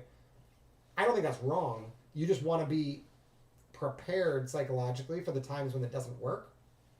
And I'm not at all in the right state of mind to put all my profits right back at risk after making all those mistakes and then having an opportunity to get out. It was just like, no, I'm good. I'll take the win, lick my wounds, and come back next time when I'm more clear, right? Because this would have caused me some serious agony. And it's not a huge surprise, right? Like, it's not a huge surprise that they would get stuck here. Like I said, if I had to guess, I'd say this is just going to be a balance zone. They're going to dick around in here for a while. They'll probably take out the high eventually. And then roll over some more, right? It's just we've just shifted. See, like we were down here. And now we've shifted way up here. Now the good news is this means, what did I just do? This means that the voodoo range levels are probably going to expand next week, which is great. I don't know what I did. Yeah, they're probably going to expand next week, which is really good. But these explosive moves are really common when you have tight voodoo ranges. Really common. And you start getting, like, see, but if you look at the dashed lines, which are the voodoo range levels, look how we go from level to level. And we can't get all the way under the next level without retesting. See that? Right, back to this level, get to the next level, we need to come back. They try to get under this one, they can't. Where does it go? The next level, right? Literally every week, you guys, it does this. Is it perfect? No. But like that's normal. That's balance. That's what it normally looks like. When it's not doing that, it's not balanced. So see, pulls back, comes here. What should happen next? Goes to a voodoo range level, pulls back, continues, or goes lower. Guess what? It couldn't pull back here. See that? Instead it goes higher. Guess what? It's not balanced. It's bullish. Right? So, and you could identify that a lot earlier. Like even right here, look. Way back at the lows. They retrace all of this. It looks bearish. If it's bearish, they won't be able to get to this level and they'll extend lower. They can't get to the level. They try to extend lower. What happens? Apex trap. They come right back in. They save the voodoo range level. They retest it. They go to the next one. If it's balanced, it'll go here, and then here, and then here, and then here. All right? Back and forth. When it's bullish, it'll try to come back to this one, and it'll fail to get there. Guess where it's headed now? Headed here. Then it's going to try to pull back. Can't get it. Guess what? Headed here. Right? And it over and over again until they get through it. See, look what happens at the top. Try to go back, go higher, go back. Look how they made that one VR retracement. See that? From here to here. They completed the one VR retracement here. Whereas all the way through here, they couldn't do it. Couldn't do it. Right? They hit this. They can't get back to this. They hit this. They can't get back to that. That's bullish. Now they hit this. They come back to this. That's balanced. And then they come back to this one. They come back to this one. The next step, if it's balanced, retest, go lower, or else retest, go higher. Guess what? They get down. They try to retest up, and they make it. See that? Balance. Down one. They don't retest. That looks bearish. Right? Well, it's bearish, and then it comes all the way back up. Hits this, can't retrace. Hits this. Now it's balanced again. Back to here, back up. And now it's bullish again. I shouldn't say balance, I should say bullish to balance. It's no longer bearish if you can't push back down here, right here, when that one closes, which is the one I tried to get long on, but didn't get filled. That's where you know it's bullish. And that pattern just continues until they're done. It could go 20 VRs, like once it's got ridiculous momentum. But notice here they went from a midpoint to a midpoint, not to the actual voodoo range. Right? They can go higher than that. Midpoint can go higher. VR level to VR level, balance. Now we should expect some sideways markets. Okay, and then we get, shortly after that, sideways market. So I bet this area where we got this first one, this is probably where we should be looking, right here. This is where we should be looking for the pullback. That's probably, like right here, 11.830, 11.838. That's probably where they want to get on a bigger picture to bounce, if I had to guess. That'd make a lot of sense. Right where it starts to get balanced. You know, it could go lower than that, but somewhere in this zone, maybe 11.800, somewhere in here, they're going to hold one of these higher lows, like maybe this one, 11,800. Here, I'll even put a little.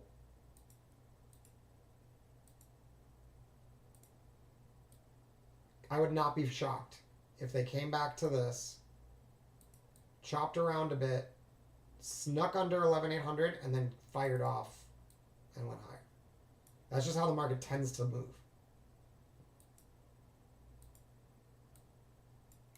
Notice this would not have stopped out the runners, right? I got in here. The stop stays down here until you put in this higher low.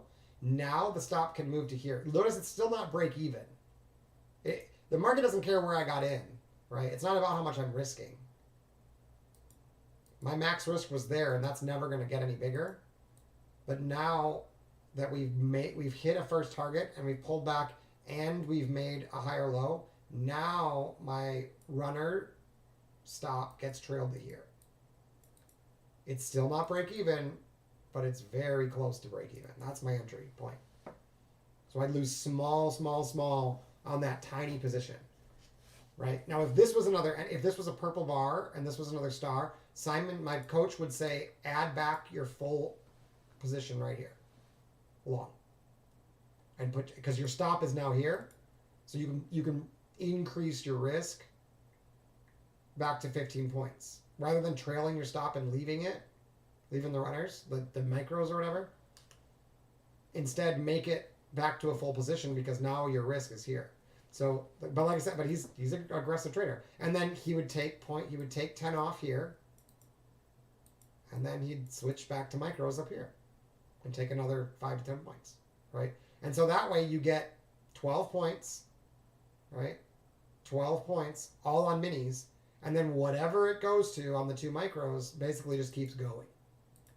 You're just like massaging this area, getting as much. You're trying to get this move as many times as they'll give it to us. That's all he's doing. We know it's bullish to balanced, so just don't even. It just gets so much more complicated when you try to look for the short too. It gets so much more complicated when you're like, well, this could be an apex trap, so maybe I'll short it now. Well, now you're going to give back all your gains because the bigger picture is bullish, and if we can't break that down underneath this, it's just going to keep going. So, knowing which direction you want to focus on, it really helps. And if you're not sure and you've got the algo, well, look for trapped sellers. That yellow star is an aggressive seller right there. He's trapped. Mercilessly trapped, right? Totally fucked. We're probably not going to break that until we trap longs. We'd have to trap longs again. So we're going to have to come up here and push this. Now, look, we do have divergence on the lower, but there's no down signal. So we don't fight it. We need a trade setup to even think about shorting. And given this, I wouldn't recommend it.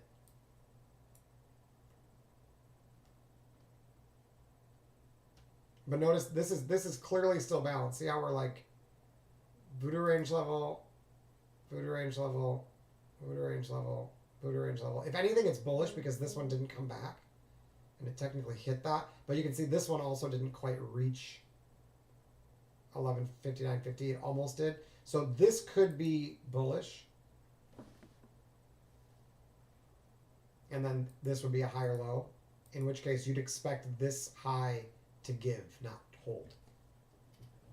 And that makes a lot of sense looking at the higher time frame, right? But if you look in reverse and you're like, what did the top look like? It's usually going to be a 2-bar combo. Pink bar followed by star, pink bar followed by orange bar. It's going to be one of those. You just don't know which one it is, right? You don't know if this is going to be the top or if this is going to be the top. Or if, where was the other one? This one. You don't know if that's going to be it or this, right? They're not as high odds. Some of them aren't going to work. But in retrospect, when you find the high, that's probably what it's going to look like. So you need more criteria, or you need to be willing to take the stops. And like I said, if you're fighting, if you know which direction it is, in my opinion, just forget the shorts, right? Like that's what I should be doing. I'm not even thinking about shorts right now, right? Like don't even worry about it, because just to get that net 10 to 15 points, you're probably going to have to try 2 or 3 times. I'm like, what's the point? Especially if it's going to throw you off and make you miss a really good long, like it did earlier for me. Like I said, back here, wherever that was it here? No. Yeah. Shorting this gave me 10 points, but this is such a better trade. It's long this one. So just, I didn't reverse, and if you're not going to reverse, then just wait. Be patient and take the long. Be patient, take the long. Same thing here. Be patient with this. Take the long. Take the long. This doesn't even stop out until here. This one maybe gave you 10 points and then stopped. This one works. So you take the long. You just totally... I skipped the short. Remember? I said that this was technically potentially a valid entry, this orange one, because it got orthodox close below, came back into resistance and rejected. If it's bearish, that will work. And it did, just not for very, very long. As soon as they set up bullish, it ripped right through them, and then came back in. Oh, you know what? This might be a head and shoulders. It is. That's totally valid to long. See, this is the left shoulder with an apex. This is the head. And so when that right shoulder is lower than the left shoulder, but it closes bullish, that's a great entry. But it needs a significant head. You can't like, you got to actually see it. Like you can't be like here, it's not. But like if this one was just like 2 ticks lower, be like, oh, that's a head and shoulders. Like no. Like it really has to look like it, because what you're doing is on a higher time frame. This is low, lower low, higher low, and then you'd expect it to go higher. To make that happen on a higher time frame, you like these resistance levels need to be breakable. And so like you need some like room, I guess you'd say, like distance. You need a potential, you don't want to do it like right here at the high. You need room before between your entry and like what real resistance is. So I was right about that, holding those. The like I said, my instinct was hold this trade as long as you can, but my decisions were not to hold the trade because of my P&L. But my instinct was right that high of day is probably not secure,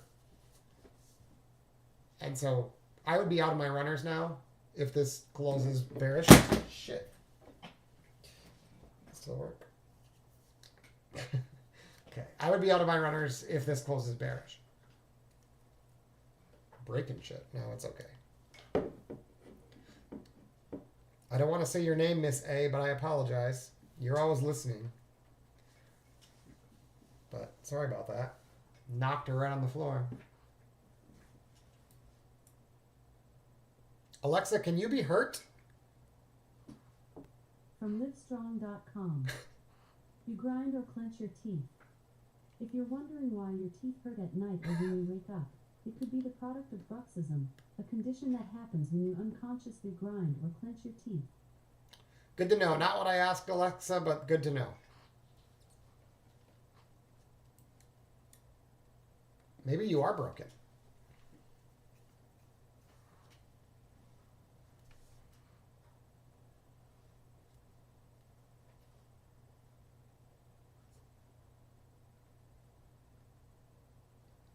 But there's not a whole lot to do at the moment, unfortunately. And there's only 50 minutes left in the day. Realize, like I said, that this is basically trend day up. So the expectation should be closing near high of day. That's normal. Like everyone's going to be like, oh, it's, like I have to short it. Like, no, it's going to close up here, most likely. Most of the time it does. You might not be able to participate in it. The market doesn't care. Most likely it's closing up there. Too bad, so sad. Here, let me show it to you on a bigger time frame. I didn't realize I was so zoomed in. So here's the hourly. There's so many. The voodoo range is so tight that like I run out of levels, but it's you can see that this is our best opportunity for resistance here. Is this little consolidation, but most likely the market wants higher. This is going to be a poor high.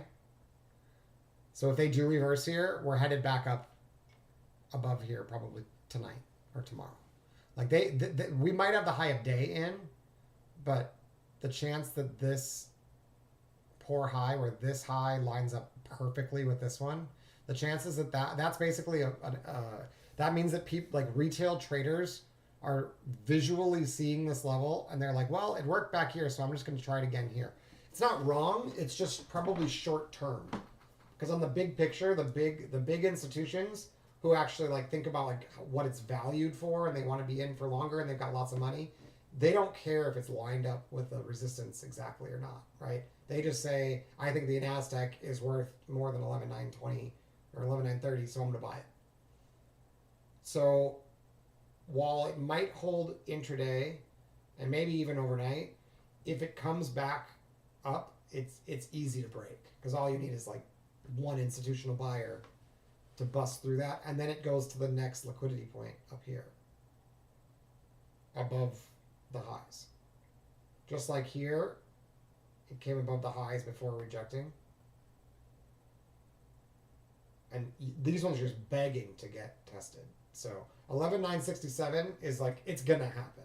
We just don't know if it's gonna happen in the next 50 minutes or in the next 3 days, but it's going higher. What I'd like to see is I'd like to see a pullback and some consolidation or like a bull flag so that I could get long. But big picture, you can see like this really is just a trading range that we can't seem to get out of. So realize that if we start to break up into here, they're probably going to reject it the first try. Probably. But look, this and this are practically a weak high, a poor high too. See that? Not quite. There's a little, but the excess is on this one, not on this one. So there's like way up here. Extend this. This level here.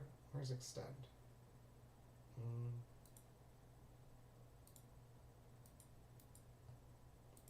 That would be a really good target.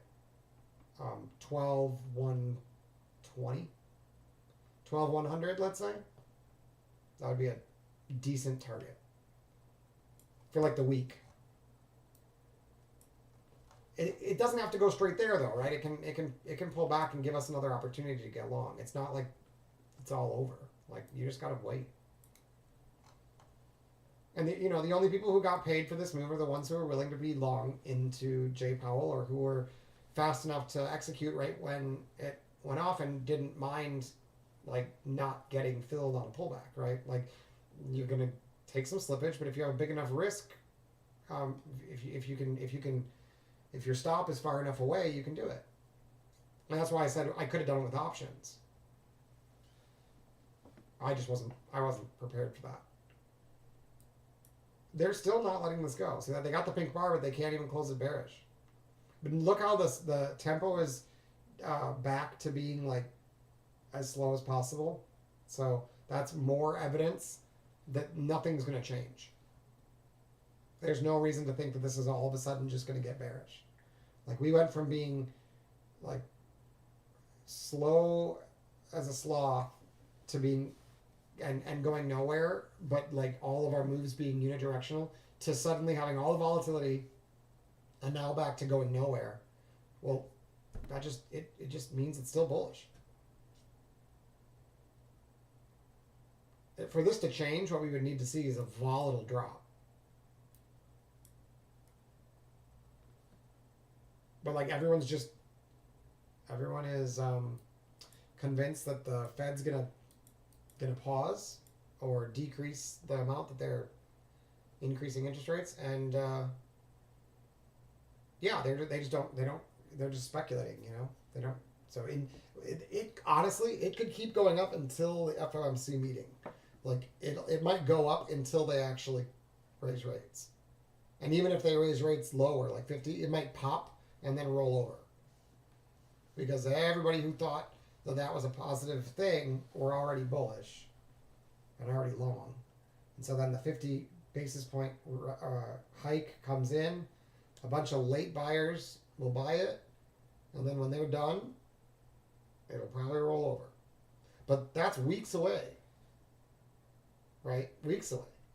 So in the meantime, you got to decide, like, what am I gonna do?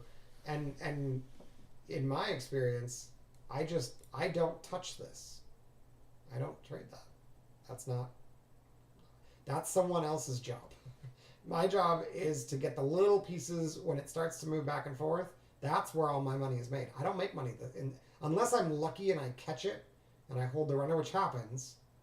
Unless I luck box into it, I'm not going to catch those. And I don't have to catch them to have a good day. That's the good news. I don't actually have to catch them to have a good day. Speaking of which, I think I'm doing okay. But that was scary. That's for sure.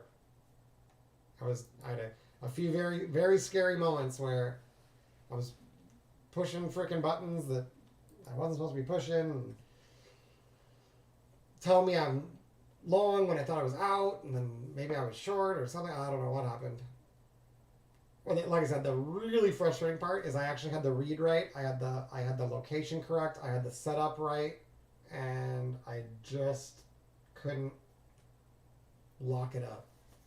So, but hey, I'll be happy with that. That's still a stellar performance. But knowing that I left like $1,200 on the table, like, I don't know, you know, it's big picture. That's a good day. Like that 152 is gonna bug me, but it could have been so much worse.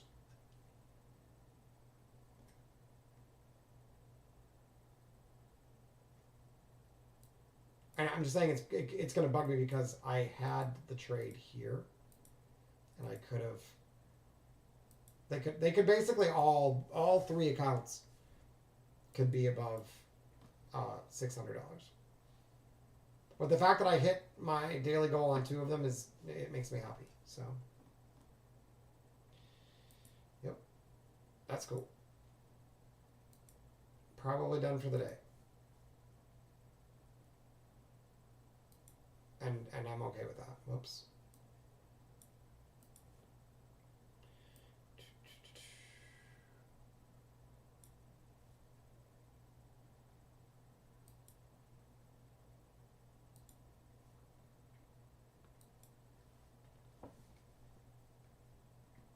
It's funny that through all that, like, I only had like 4 stops. Like, it didn't even.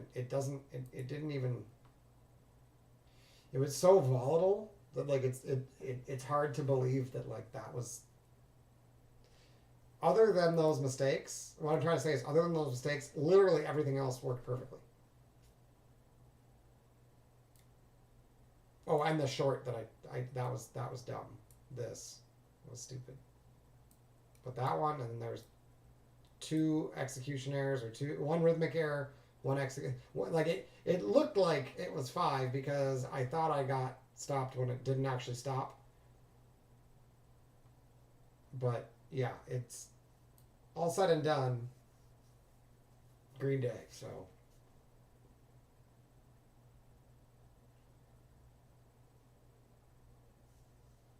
But that's what's so cool is, like, with the system, like, even taking a stop here, taking that stop, but also, like, profiting a little bit here, and then, like, getting a piece of like many of these moves. And even though, where was the other one that stopped? Is it this one is the one I tried to buy, I think. So it would have been, maybe not. There it is. So it was this, I think. It was the Apex Trap. I think it was this one. It filled me. That's right. It filled me way up here, stopped me out, and then went to profit. Didn't actually stop out the order. Came all the way back. Part of the order must have come all the way back. And then I was still long, even though I didn't know it. I thought I bought this, but I believe somehow it just changed the number of contracts I was long. And when it came back up here, the order to get out of the position took me out. And suddenly I was down on the day. But this one looks like it calculated as a win. And I might have gotten, even since it didn't get filled here, I might have actually gotten 10 points on this. And then it was just my runner that was left over. But for some reason, somehow, rather than being long 2 down here, I was long 3. And then suddenly when I got back to my stop here, I had to flatten because it executed an order that I didn't expect.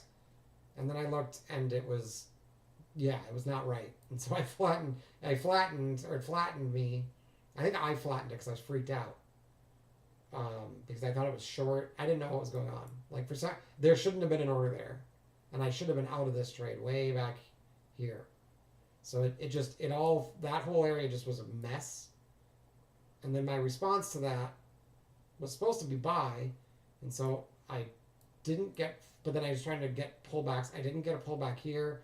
I got a pullback here, but I put my order to enter like 3 points lower than this pullback, and it went without me. I could have totally tilted if I would have been trading on money. If I would have tilted there, then I shorted this. It was a winner. Shorted this. It was a stop. Tried to short this. It didn't fill me, and then it went. I said, "Fuck shorts. Let's long." Got this and made the rest of the stop from way back here. The execution error, I got the rest of this back plus some. So, all in all, all's well that ends well, but shit. It was a messy way to get there. But the good news is I did learn that keeping an eye on my rhythmic positions, especially if I'm trading a funded account, is extremely important. But even for these evaluations, it's probably best to keep a corner of my screen reserved just for my positions. Look at that. They're just not letting shorts get even a piece of it. That way I can know immediately that something's wrong, because I didn't realize that when that happens that it might not show up on the Ninja Trader. I just assumed that whatever was happening on Ninja Trader was also happening on Rhythmic. But in this case, it did not show me in a position on Ninja. But I clearly was in a position, even though I had a stop set. It just went over it for some reason, disappeared, I don't know. And then on Rhythmic, the stop was still there, but it didn't trigger until I got back to it. So I don't know how that even happens. But one way or another, it routed the order incorrectly, and it didn't even alert me on Ninja. So if you're doing Rhythmic with a funded or with a trading account from a prop firm, realize that if you're sending your orders through Ninja and it's routing through Rhythmic, the Rhythmic and the Ninja do not always match. Like I said, learn something new every day, but it's not good enough just to watch the Ninja Trader like position, because I had the what's it called? I had the control panel, the Ninja control panel. I had that available, and it looked just like this. It was blank. So I'm like, okay, I'm not in a position, and it was green on the bottom, meaning it's connected. So I thought that, and it was live, right? But I was in a position, and it was available on. You could see it on Rhythmic.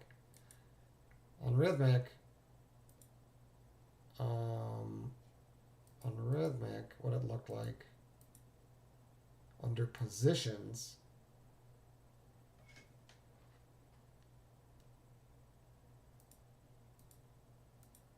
I'll show you. So on Rhythmic, that's going to show my account. Hold on, maybe I can hide it. No, I don't know how to do it without. showing my account number. Oh, maybe I do. There. Well, whatever. On Rhythmic, it showed that there was an open position, but on Ninja, it looked like it looked like everything was closed. So, thankfully, Apex has like a online, what's it called? Like cancel and flatten all orders. So even if you're having like an issue or like you lose power or something, you could jump onto your phone, log in, and click flatten positions, and so that's a relief. Because I used to trade with fuck, I don't remember what their name is now. Another trading prop firm, and yeah, they didn't have any way. If you were locked out of Rhythmic, you were fucked. Like you had no access to your account, and that happened to me. So at least with Apex, you can go on their website, you hit flatten accounts, and that does it. But you gotta realize that, like, yeah, I need to realize in the future that just because I don't see anything on the dome, on the Ninja, on this Ninja dome, just because there's no open orders and open positions, it doesn't, and it just even if it like makes noise like it's like executing, it doesn't actually mean that the order got fully routed. Because I heard it. I heard the stop, and it sounded like it filled, so it did trigger, but for some reason it didn't route correctly, and it didn't hit on Rhythmic. And like I said, I didn't even know that was a thing, but I had gotten locked out of my account before. I'd never had it show up on one and not the other, so that's just something I'm gonna have to. And like I said, I think it may have something to do with having the trade copier might be related to that. Like it might get because before I was using the trade copier, and then when I switched out of my when I switched accounts, I turned the trade copier off, and so I don't know. I'm honestly still confused how it even happened, but it might just be out of my control and just one of those things that happen sometimes. I don't know. Maybe it's got to do with their servers. Maybe maybe it has to do with like how many people were sending orders at the same time. One way or another, all I know is from now on, I'm keeping a close eye on the Rhythmic, because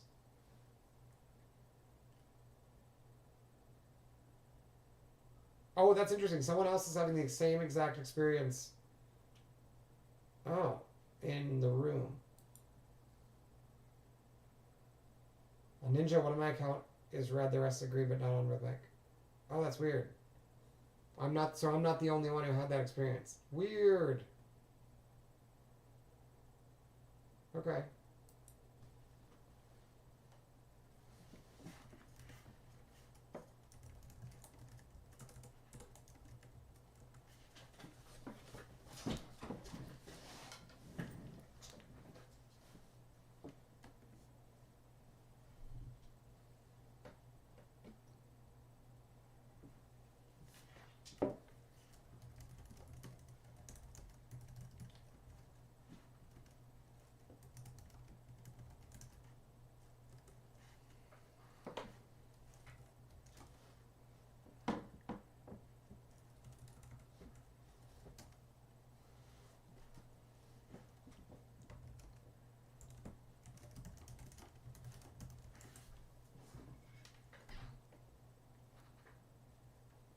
But yeah, they're probably gonna push this at least one more time. You can see on the volume zone oscillator, look how it's pushed out of here, and they can't get back into the green. It's clearly a sign that this is capitulation. So if they make a divergent high here, we could potentially get a nice roll down, and not a huge one, but just be on guard for this to create a divergent high now, because it's been out of here for so long. This is really unusual. And then the other thing I notice is that the MACD histogram is potentially making a divergent high. So if this does too, eventually, that could be a sign that like basically all of the momentum and volume was here, and that price continues to go up, but there's not really any momentum and volume behind it. It doesn't mean it's time to short, but it might be an opportunity for a pullback. Because right now it's just going to go straight up until someone stands in the way. That's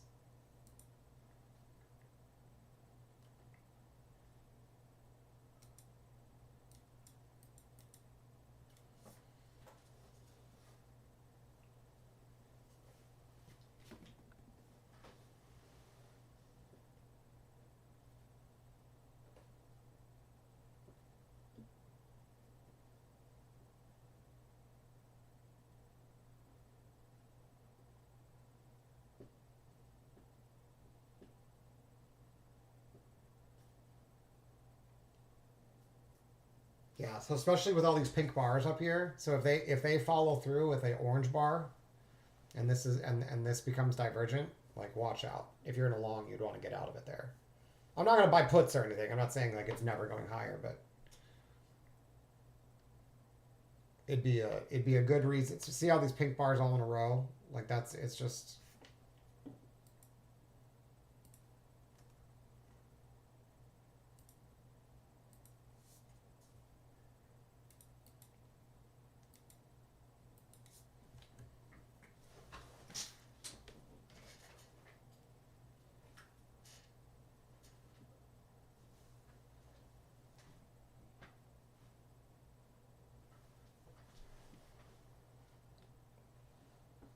Right to the Voodoo range level, and then we're trying to reject. Let's see if they do. But see how it's pink?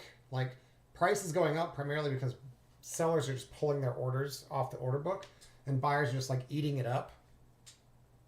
And that's not bearish, but if we suddenly get an aggressive seller and they push it down right away, like it's a sign that these buyers are like not really all that committed. They're like, well, if you're not going to sell it, I guess I'll buy it, you know. But it's probably going to be easily retraced.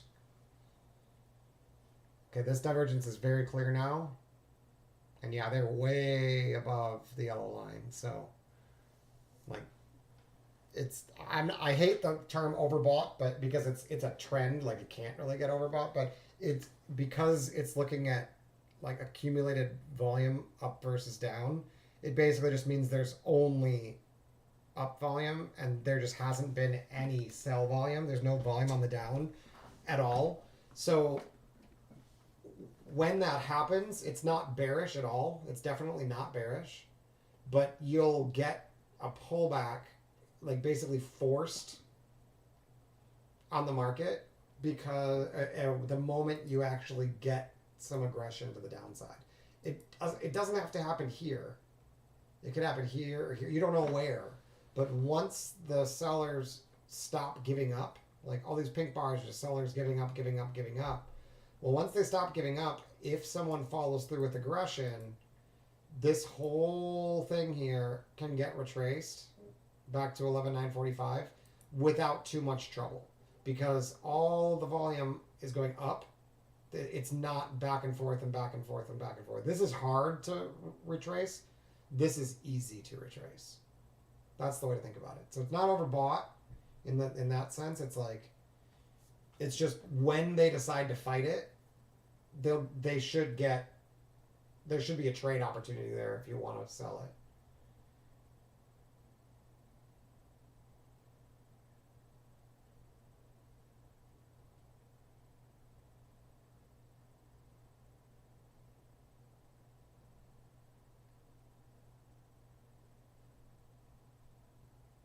So we'll see.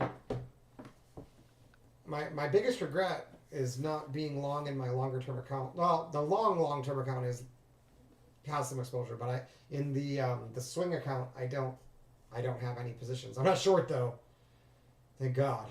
But I wasn't aggressive enough to put on positions ahead of Powell. Even though I did think we were going to resolve up, I didn't see the exact setup I wanted. which was test below, then breakout. It tried to get down there, just couldn't do it.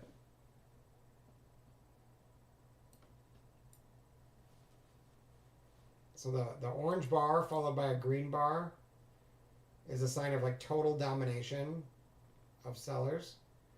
But it's also really common at the end, at like the last kind of wave up before a pullback, and it's like capitulation usually follows basically, and this confirms that this is just straight up, way far from the mean.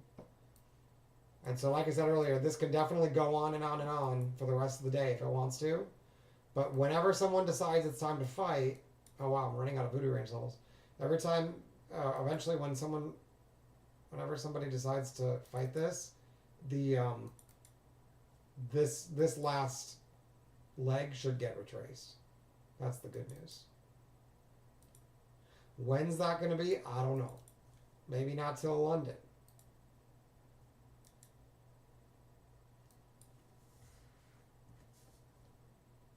Or maybe right now.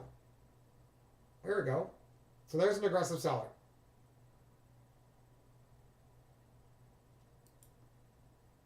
Right, and because we've had the divergence here, and we're way above this, this would be the very first opportunity to even think about selling this. But they'd be scalps. You'd be looking for like 10 points, maybe hold around here, maybe not. But you potentially could get a retrace back to this, which is where the last seller got trapped.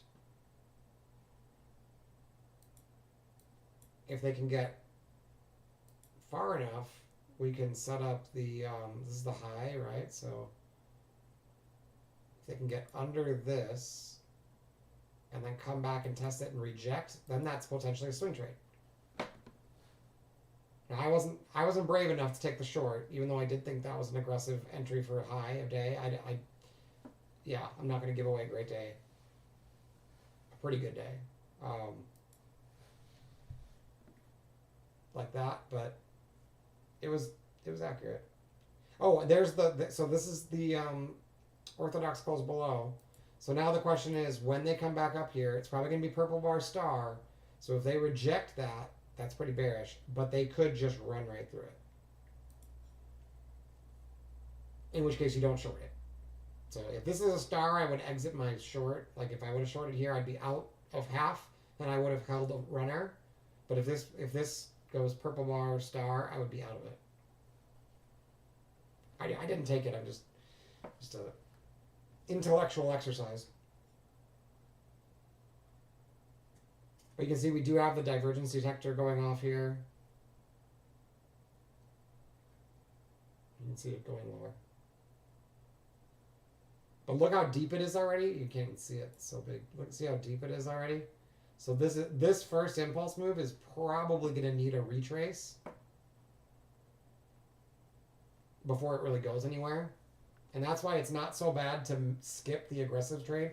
You'll miss like the 10 to 15 points here, but most of the time before it goes higher, you're going to come back up here and reject. And so you could sell it up here if it works out.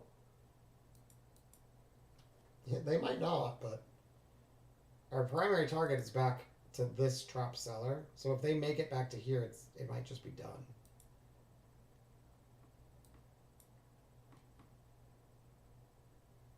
Okay, back to the voodoo range level. You can see how that they're trying to hold it there. So there's definitely still some of these mean reversion algos active in the market, trying to hold these levels.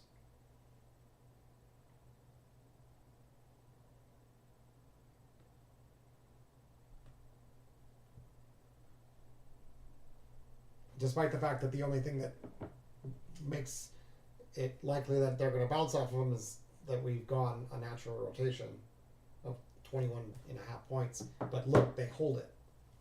See that? So that's a sign that's very bullish. It's probably also a sign that they're trapped down here. That sellers are trapped down there and that they have no choice but to basically buy right at the level. So I would need a green bar or a star or a diamond or something aggressive to even think about buying this. And once again, I'm in that same situation where I'm buying right into resistance, so it's not a great idea.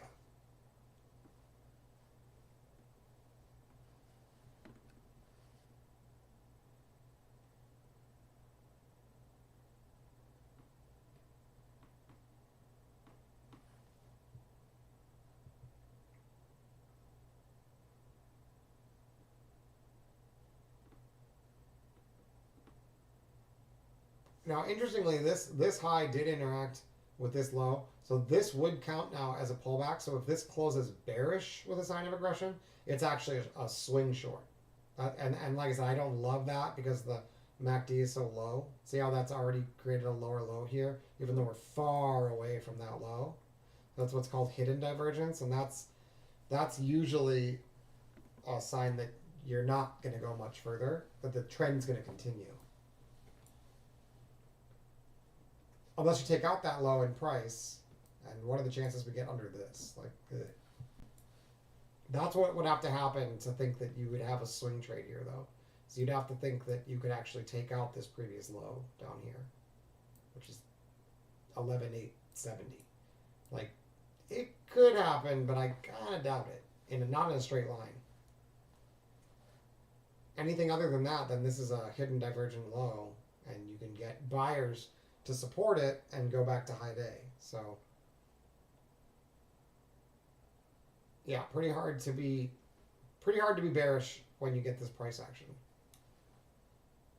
But notice the aggressive short that I mentioned does work for 10 points. You just got to know that you got to get the heck out of there.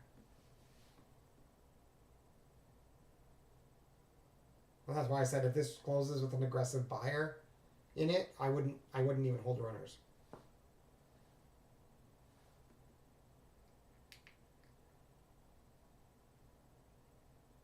But there's also no reason to long it here, so there's just nothing to do unless you're going to aggressively sell this.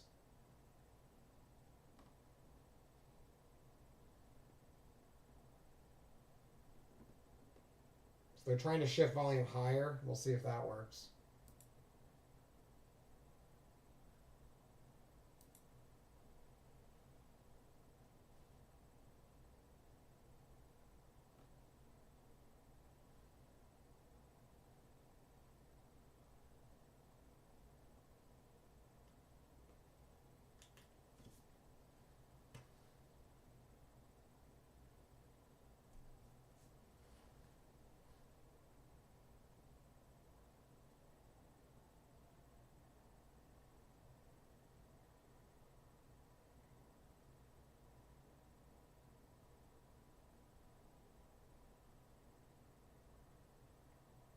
Just the fact they're even fighting over this is surprising. Like, you'd think they'd just let it go, but nope. Too many stuck shorts. It probably closes at 11,950 or 11,945. It's probably going to get its way down here.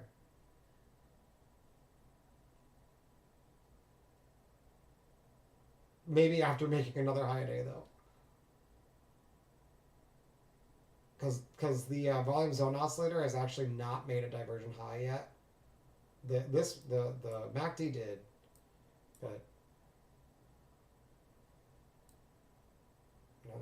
not the volume one. Yep. So that would be an exit for the short. So if I would have shorted this, I'd be out some here, and then the rest of it, I'd be getting out the rest of it now, for 6-7 points. I want nothing to do with the short now, because they got under that level with an orthodox close and came back in with a sign of aggression. So they're like, nope, not done.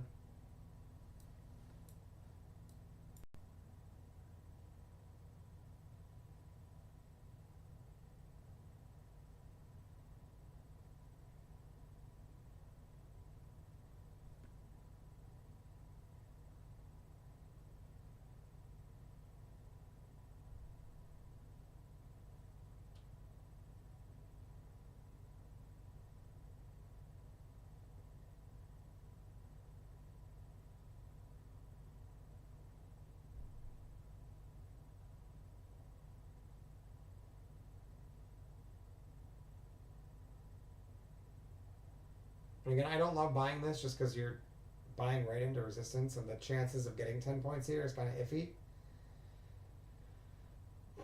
And it's not an apex trap, it's just an aggressive higher low. And if you look how far away we are from the last apex, it's like an entire voodoo range level. So it's like, or entire voodoo range, right, from it. So we really have to think that we're increasing in momentum to be buying that. And maybe we are, but that's not what it looks like on the indicators. It looks like we're probably going to come up here and then roll over. So I don't know, maybe it's good enough to get 10 points. It's not good enough to give back my Green Day, though. Now, technically, if it does not break the high, and instead, like, prints here and then falls down, you could get a swing short setting up. So that's really the only, considering how much time there is, really the only possible trade here is for it to print bullish here, and then the very next bar to print bearish, and then fall out of this resistance area. That would be a swing short, and that would be potentially lucrative. See, because now you would have lower highs on the indicator and lower highs on price. So actually, what would be even better? Oh no, because if we see, it's hard. If we break the high, we get divergence here. But then we're outside of this resistance zone, so we would have to go under, back, and down again. So it's like you got to kind of have to pick your poison. It's like what do you want to deal with? Do you want to see a new high and then just let it set up again? And that's probably what's going to happen.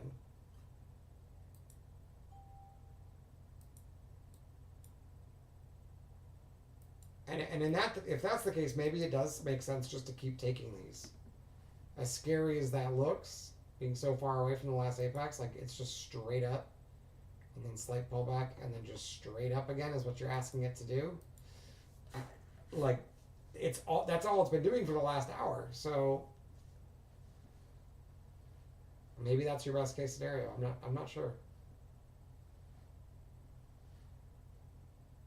One way or another, if you're taking every single trade being as aggressive as possible, you'd short this for 10 points and buy this for 10 points. And you'd be doing pretty good. Those both worked. And so, I mean, the more I study the algo, the more I see that, like, the mistakes are not usually following what the algo says to do. The mistakes are deviating from what the algo says to do. That's when problems start. As long as you accept that, like, taking an aggressive trade like this is aggressive, so sometimes you're only going to get 8 to 10 points and then it's going to turn around. As long as that's not going to throw you off, it's all good. Okay, so have we aggressively gotten out of there yet? Fuck, I erased it. Depends where you draw the line, doesn't it? That's technically not an orthodox close below that one. Where was the last seller? Here, I guess. Yeah.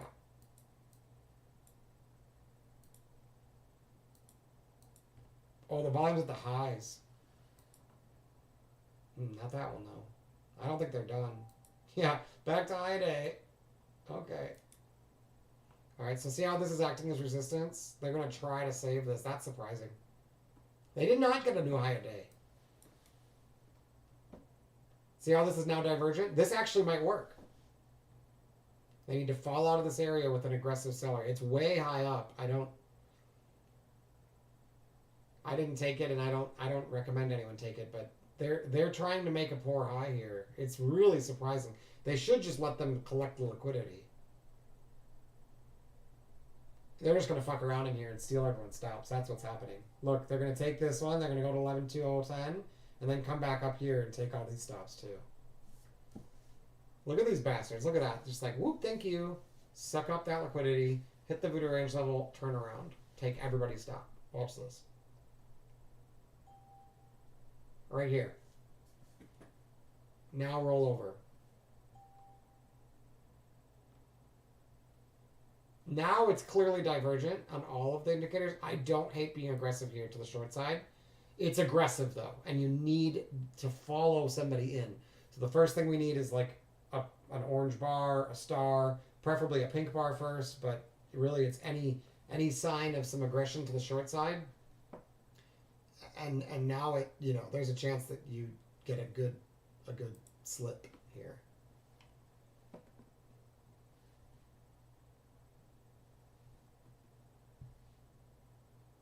There we go, like that. That's a valid short. Probably the best one of all of these is this one. I wish this was pink. That'd make it better. But structurally, this is the best opportunity we've had to get lower. Doesn't mean it'll work. And I didn't take it. The risk is pretty big. You got to put your stop way up here. And you could lose 15 or 16 points if you're wrong. And I don't know if they can really get out of this, but it looks to me like they're just stealing stops. So it's going to make like a broadening formation is what I would guess, but maybe not. Wow, look, they're trying to save it.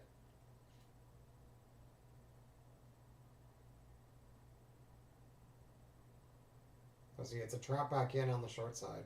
It's still valid. You can technically still short it here. It's tempting, but it's not going to do a big you have to realize that like your target's like here. It's not going any further than that most of the time.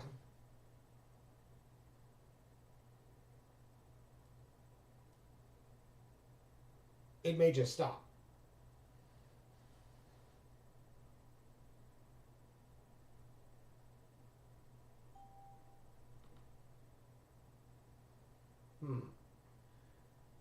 There's another one of my other charts is actually beeping. It's supposed to only be this one. That shouldn't have caused a beep. I'll figure it out. It might be ES. I might have ES. I might have been turning. Yeah, I think it's ES that's beeping. Okay, I'll fix it. I don't need ES to beep. It looks like it's going to fail, so I'm glad I didn't take it. The shorts are always dangerous, but especially when you're fading like this. But that's the best opportunity I've seen throughout all this. It hasn't stopped yet. The stop would go right above the high day, right here. They made a divergent high. They gave an aggressive sign down after all this. But it, like I said, it is still super hard to fight these. Now, if we get pink bar, orange bar, it's you'd have to take it again, because this is the aggressive one, and that'd be the more conservative option. It's waiting for the pink bar like this. If we get this over here, you'd probably if you took this and got stopped, not yet. There, I think it would have just stopped out right there. Yeah, see, they're just not giving up. There's the pink bar. Let's see. Pink bar followed by orange bar, potentially. Really, the best thing to do is to wait until you get under this. That's your conservative option. Now, pink bar. If they get orange bar here, it could at least come through. Nope. They're just not letting it go, you guys. It's just, why fight it? It's not bearish until it gets under this and then retraces and rejects. Oh, they need to make a new high with this indicator. So there's the orange bar, but look, there's a bar in between the pink and the orange. It's not as good. It's okay, it's just not great. There's now 5 minutes left in the day. Like, they're probably going to close a high day, which is usually what they do on trend day up, and that's basically what this turned into, is a trend day up. Whenever like you have a big news event like that, just assume, like, pretend like the day starts over. Whatever you usually evaluate the day, like, just pretend that's the open.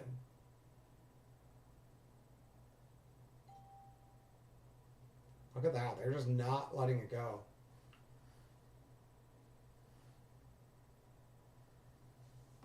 I'll be honest, if I would have still been long, I would have covered right here.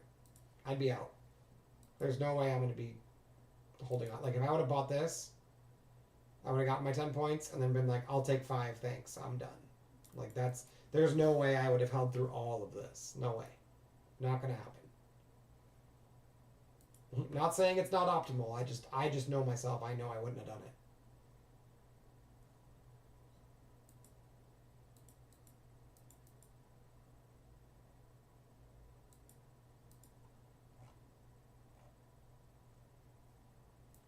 Oh wow, this like on the bigger time frame, this is gonna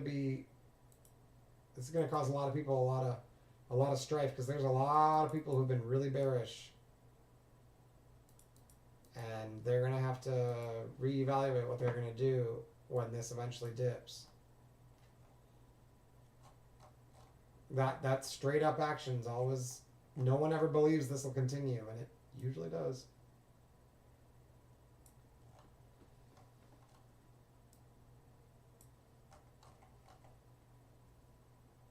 The good news is market's open tomorrow, and no matter where it is on the chart, I still have setups. So from a small standpoint, I mean, it's, you know, even if I would have bought calls, like I would, it would have been a good win, but most likely I made more trading futures if the evaluations I did later, if those were all funded, I would make more trading futures than I would have with a swing trade with the calls. And with the swing trade and calls, if Powell turns out and comes out and says something else, like they all lose a max loss. So I feel like even though people say that like day trading is more dangerous or whatever, it's not if you have a good process. You just get more opportunities to trade. So if you don't have a good process, the chances that you're going to lose big are bigger, right? You have more opportunities to fuck it up. So like it's exponential when it comes to like the effect on your P&L curve, like your equity curve. You're going to have exponentially more trades. So if your win rate and your win-loss ratio don't result in continuous building of your equity curve, you're going to just lose money faster. Like if you've been swing trading and doing okay, but not killing it, if you take that exact same strategy and try to apply it to futures, you're probably not going to survive. The good news is that there are processes that work just fine even with this much leverage, and the trade and perform, like apex traps, are a really good example of that. And there were plenty today to take advantage of, and most of them worked. We did have at least 2 stops. Simon took 2 stops. I took 1 early. But yeah,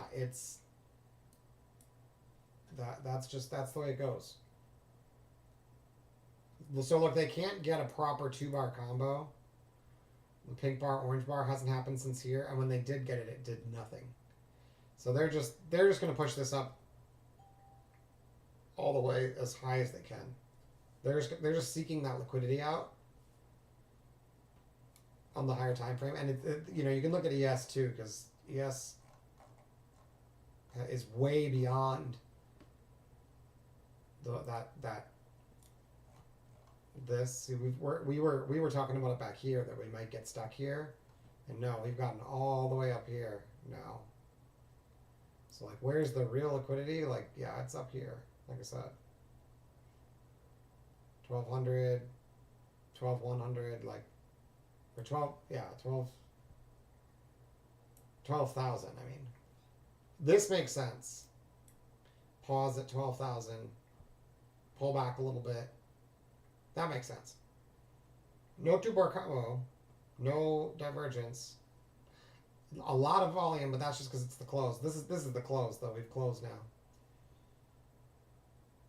But they're gonna try to take a stand at 12.3, and they're gonna lose. 12,000's not gonna hold. Look at that. Everyone just FOMO's in at the top. That's what all that volume is. It's everyone being like, well, I waited all day, I guess I'll buy it now. It's over 12,000. Now it'll probably pull back. And where will it pull back to? Well, usually, if it's going to continue to trend, it's not just going to be one voodoo range level. Speaking of which, I got to add these on there because they're going higher. It'll be like a 50% retrace from here. So I wouldn't be surprised if we came back into 11,950. but if we keep going, like it might not go that high if it goes any higher than that now. So yeah, interesting day. I'm glad that I ended up making it profitable, but that was a little scary. I hate making mistakes, and especially publicly. So thanks you guys for. Hopefully it was entertaining watching me squirm and get irritated with Rhythmic. But the thing that matters is that by the end of the day, everything works out just fine if you just stay on process. Let's see, 12, 10, 31.50. They're so close together. A little bit longer now. Next week they should spread out 31.50 and then 53. Really close together. I don't know if I can. It's too close to. There we go. And then the next one is 74.50. So I don't know how high they're gonna go. That can't be right. 31.50, 53. I thought I just picked it up on accident. Lock. And then 74.50. Oh, come on. 74.50 lock. And then after that, it's 96. These are each 21 and a half apart. Copy. Oh, that was it. 96. Okay. That should do me for a little bit of Globex at least. Eventually we're going to get a pullback. I'll leg in to some calls probably if we show any aggression after a pullback, but I'm probably not going to participate much in Globex or Europe. But tomorrow, if there's a significant pullback, I will look to buy it. And yeah, other than that, I'm just going to keep trading level to level and focus primarily on longs because they're working better. And we'll just have another good day tomorrow. So, but hopefully this shows that, like, if you don't lose your composure, you know, bad things happen. Yeah, stops happen. Yeah, sometimes you get technical difficulties and all that stuff. But with enough practice and coaching and recognizing what it is you need to do, and I didn't even do it right? Like I was too aggressive on the short side. Like I didn't even do everything right, and it still worked out in my favor. You know, I wasn't down big, but like I was right on the day. I went right on the day on that one account, and a whole R, even though it like I said, I'm not exactly sure how that happened, but one way or another, those execution errors added up a bit, and I was already down one R, and then I got down another one, and all it took was just picking the good trades. Like I said, I made a mistake trying to fight it too early, but pulled it together, got got a couple contracts to pay my way there, and I was done, right? And so that's all it takes. It's just do what you practice doing. It's almost like in athletics, you know, like you just have to go do your performance when it's time. And sometimes you're gonna slip or drop the ball or whatever, but you just have to go back out there and run the route again, or to go back out there and start over. Like that's the only solution. And the more you overthink it and try to come up with a new solution, the more likely you're just going to fail. The solution has to be go back to doing what works. And so if you don't know what works, then figure that out first. Because there's no doubt there's going to be situations like what happened today where you make mistakes, or like I did, right? Make an execution error, push the wrong button, miss a fill, right? Like every possible thing that could have gone wrong went wrong. Yet, you know, ending the day like with strong results is good. You know, like that's what you want to see. You want to see is hopefully a system that if you just go back to doing what you're supposed to be doing, you can make up for those mistakes. Doesn't always happen in one day, no. But I knew with all this movement and the fact that the speed had turned up, I was confident that if I just kept trading, I would probably make my way back. The only real mistake to my responding to those errors The only mistake was trying to short, because had I just not even, like I mentioned a couple times, had I just completely gone long only and just been really aggressive, taking every purple bar, green bar, purple bar, star, like those worked over and over and over again, and yet I only caught like 2 of them, right? And I didn't even hold runners. So I'm not saying I did anything fantastic. In fact, I didn't think I traded all that well. But thankfully, the system keeps me safe and keeps me profitable. And if I make mistakes and don't follow the system, all I have to do to get back to profitable is go back to following the system.